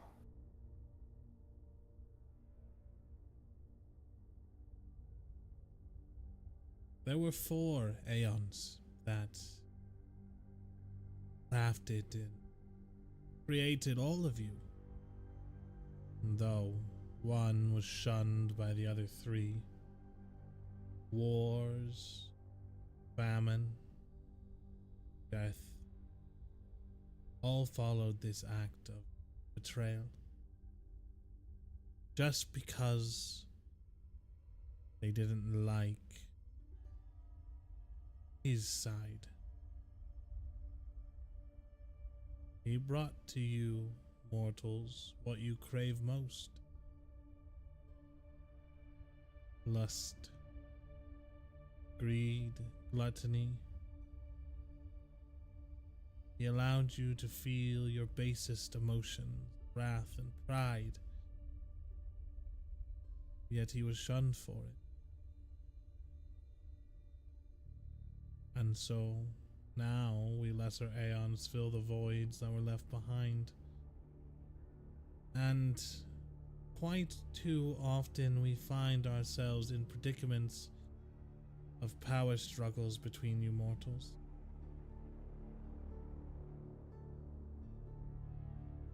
And so we try to tip the scales, so to speak.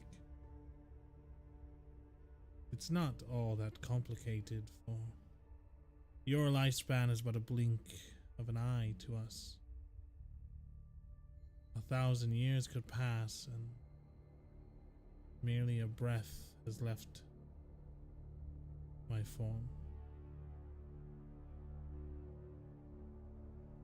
But we do require you. Puny as you might be, we subsist on your devotion and your praise. Although, that does not have to be as direct as you would think, Dr. Leech, for you are a litany of sin. Your greed, you're a glutton for the finer things in life. Mayhaps you may blame your upbringing, not being able to taste those things in your childhood. For a man on the run, you do enjoy your fair share of debauchery.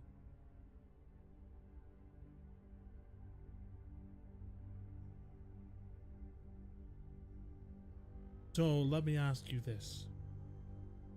What is your offer? You don't want me to drag you by the throat anymore. So what do you give me in return? He looks around the room, 'cause gold is not what I need. I need greed. I need devotion.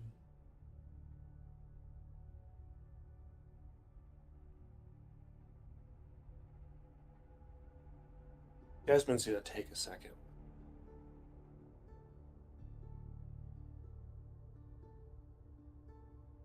He's gonna think back on all of his previous experiences. His greed, the happiness he felt. He's gonna feel something inside of him that answers it for him. Desmond's gonna pull something out. This is what you were leading me towards this entire time, wasn't it? You want me to spread greed. As he pulls out his ledger.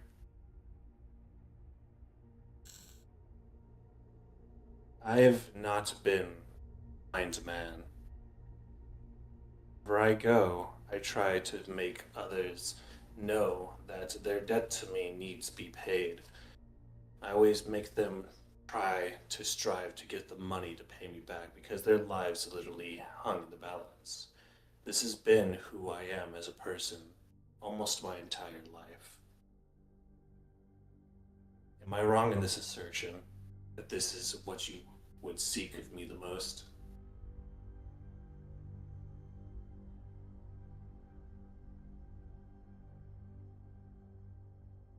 As you're saying this, there's no nodding, no approval, no visible displeasure, only her attention. And as you finish and last word leaves your mouth, she rises.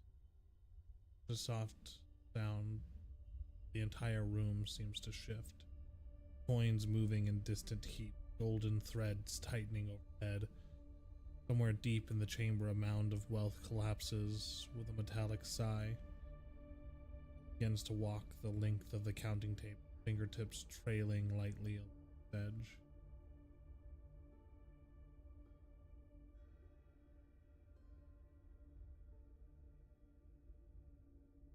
Many things happen because it is written, because fate is something that is not so easily bent. I just happened to find you in the right place at the right time. I like to keep an eye on my sisters' and brothers' favorites. So happens that you travel with two very well-liked individuals. People that I do not like all that much.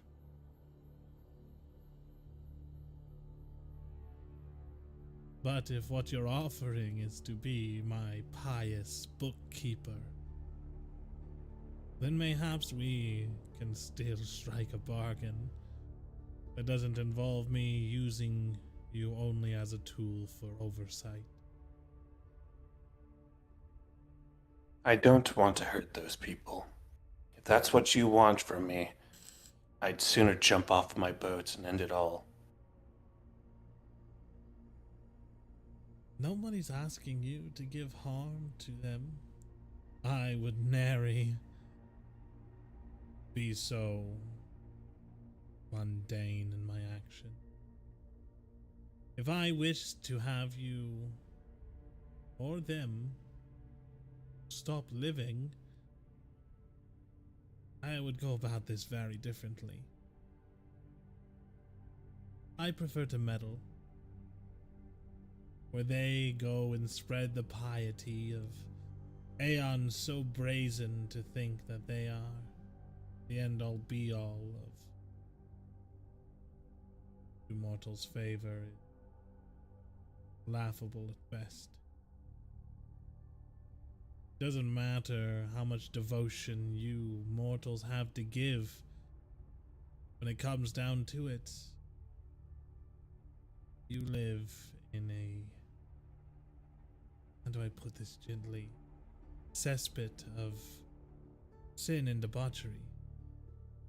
There's no mortal down there free of sin. You're born with it.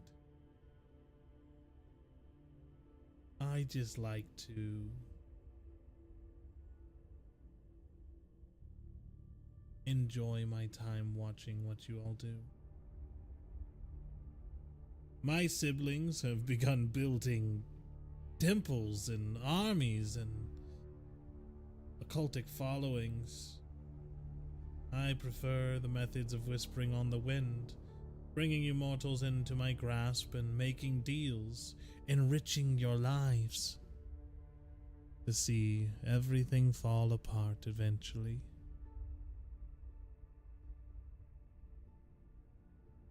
Mayhaps you can help me with my fun.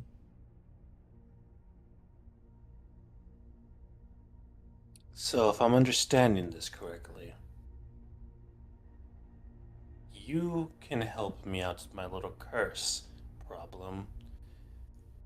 And all I have to do is a bit more work than I would have anyways.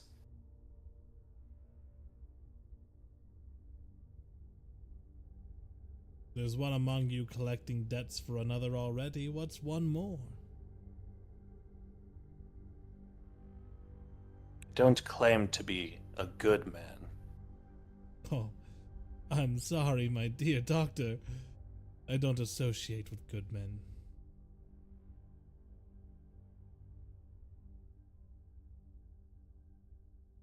Think I'm starting to understand that. Think I'm not a pious man either, but I do believe in well done bargains and trades. If what it takes for me to not to lose my mental faculties is to spread this amongst others, that's not something that I'm against. As long as it's not the ones that I'm trying to understand now. Well, Doctor, piety comes in many forms. I am gold. I am lust. I am desire. All of which you pray to every night. If anything, you are one of my most pious. Does that get me a discount on anything?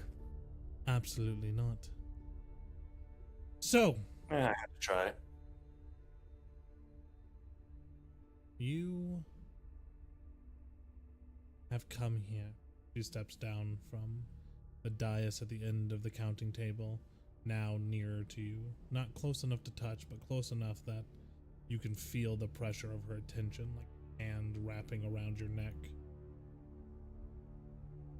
Let's not insult me with any bargain bin trades or barters. You are not here to be freed.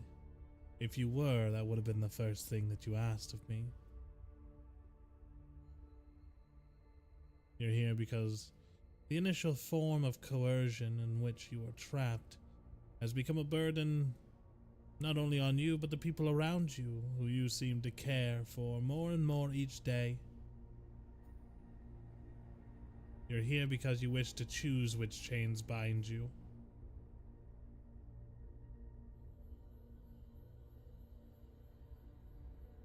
Encircling you, examining you, looking at you up and down.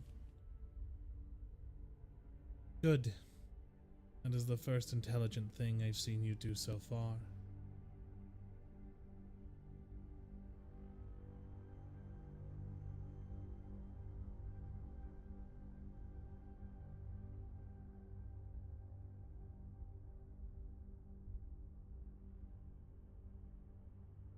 So,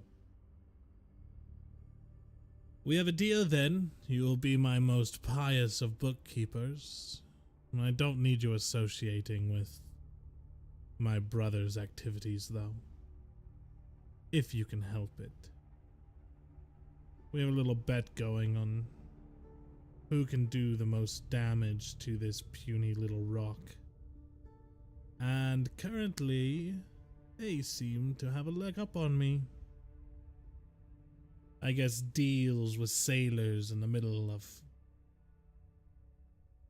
a rolling tide and fog just isn't quite getting the deal done. So,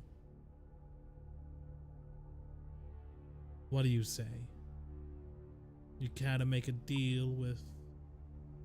Well, I might be arrogant to say this, but the best steel maker that there is?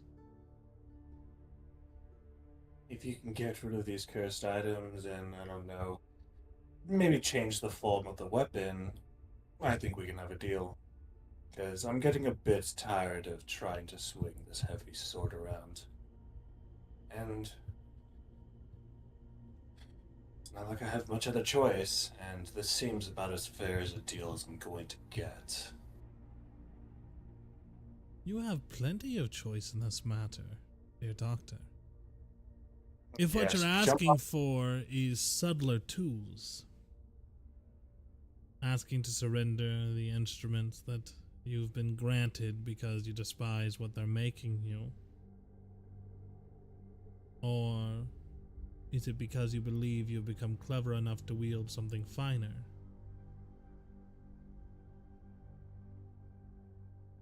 I've used small arms for the majority of my life. Knives, scalpels, and the such. And I pick up this nice, gorgeous, by the way, love the color scheme, sword crackling black and gold, and you think that out of nowhere I can start wielding this weapon as if it was first-hand knowledge of my own. I'm just asking. Not for much, I don't think. Just the ability to use it a bit better. That's it. My dear boy, nobody asked you to pick up this weapon. That was of your own volition. I could not Okay, so you're force you to saying- do so. But you're saying you wouldn't pick up the very ornate, beautiful black and gold sword on the side of the room that just so happened to have lost its master. Like, think of how much you could sell it for. It's not even just selling it, it's just using it. Almost, it's a dream. God, it was gorgeous on the side of that room, even if it was covered in its old master's blood. Ugh. Oh, what are you? Is that you doing that to me? Oh, God. Was that goddess? I don't even know if I like that. Refer to me as mistress. Verena turns away from you, returning to the counting table, and with a flick of her fingers, 2 spaces open upon its surface. One long, narrow, lined in black velvet. The other broad and draped in dark cloth, shaped for folded garments. Empty places. Without looking at you, she says, "Well then, make your offer in full."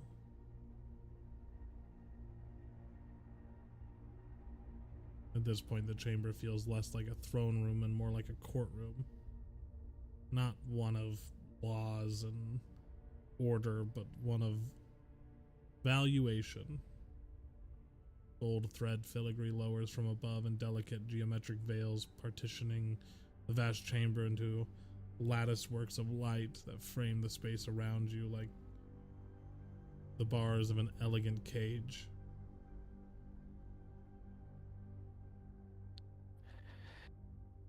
Why do I suddenly feel like I'm back at the Loan Sharks? She No matter. places both hands on the ledger before her, the one with your name on it. What do you surrender? What do you seek? What do you promise? But her eyes lift to meet yours. And most importantly, should I accept?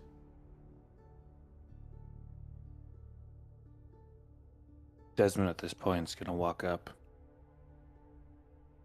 I've never feared gods, not because I don't think they couldn't smite me, but because I was never rich enough to afford their attention. Never one to draw the sight of their clergymen. I was never the man that they would be interested in.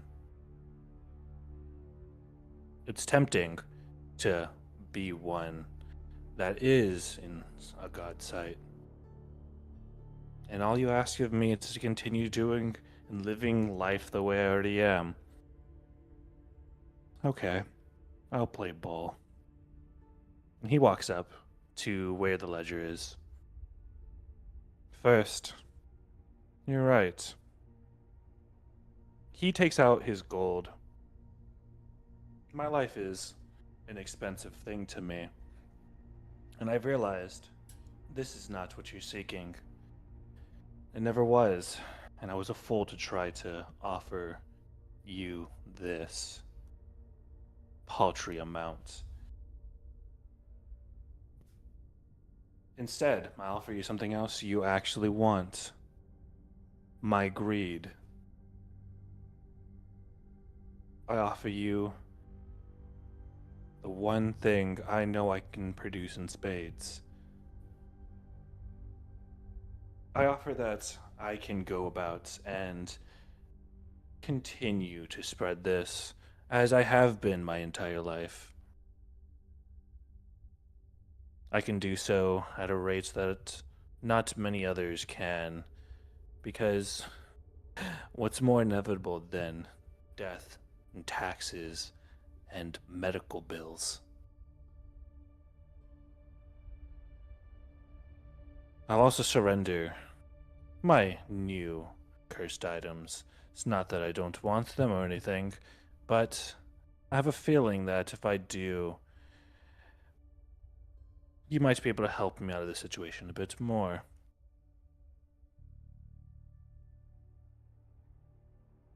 And he kind of hesitates at this moment.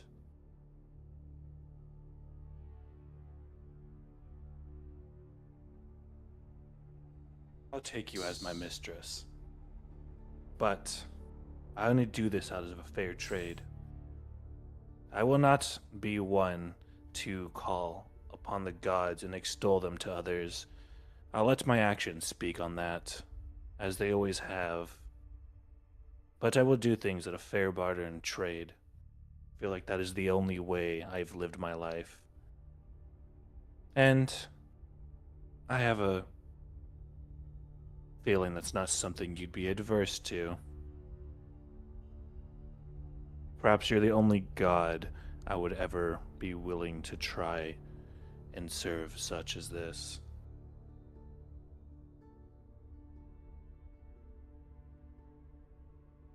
And he'll touch upon like the ledger with his name on it.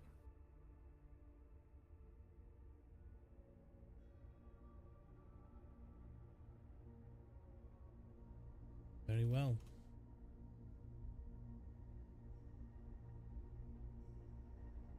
Verena continues to study you.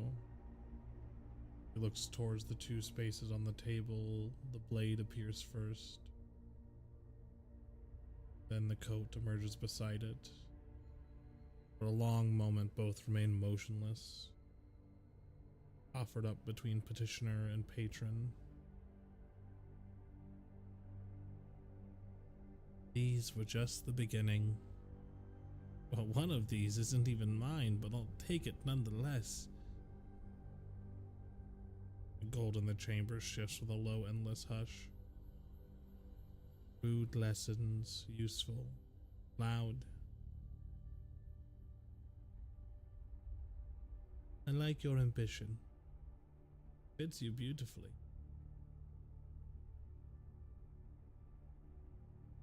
She lifts her hand. Objects begin to rise. The coat unfurling, folding inward, wrapping itself.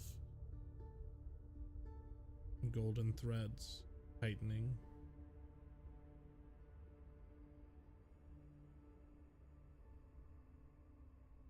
Well.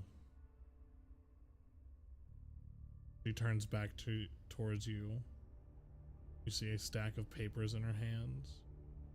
All right, now to sign the fine print.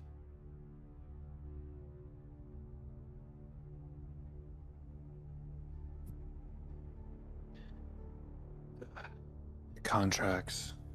My favorite. Do you think I can add a clause in here to make my lightning gold? I'm sure we can put. Cool. I liked the color. I'll miss that. I'm guessing you're gonna want some kind of... not exactly like a payment, but... almost like a down payment. Here. I offer my ledger.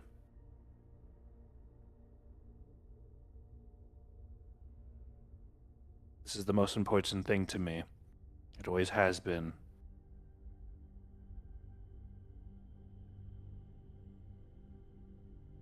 Wow, that's rather brave.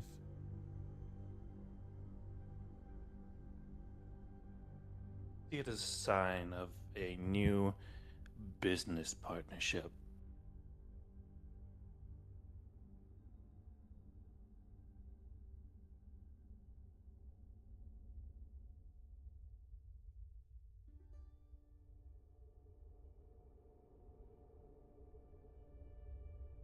Very well. Takes the ledger. And then she grabs your hand and slams it onto the stack of papers, searing pain for a moment as now there is a gold handprint over the top of the stack.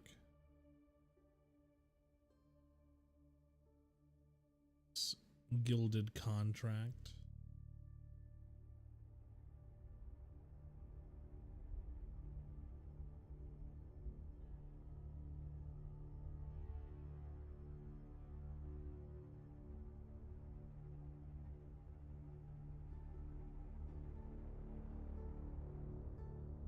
My steel taught you to hunger.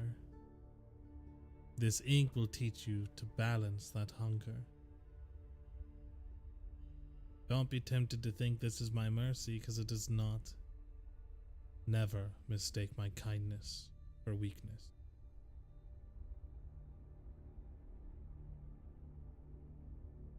You wished for subtler tools. I'll give you the instruments fit for a man who understands that the finest chains are the ones you choose to wear willingly.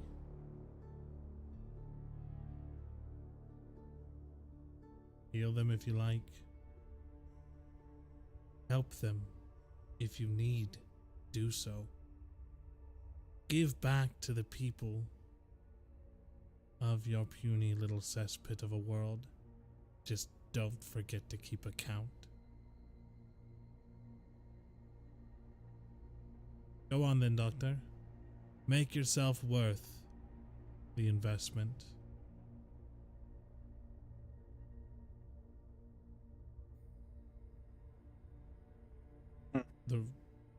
Your vision goes dark, and as you open your eyes, you find yourself laying on the floor in the cell. Your ledger no longer in your hand, your coat no longer on your back, your blade no longer at your side. The only thing resting in front of you is a black and gold ledger book, gold lined pages, and 2 gold rings resting atop its cover. And that is where we'll end for tonight. Thanks, everybody. Good night. We love you. Bye. Bye. Bye.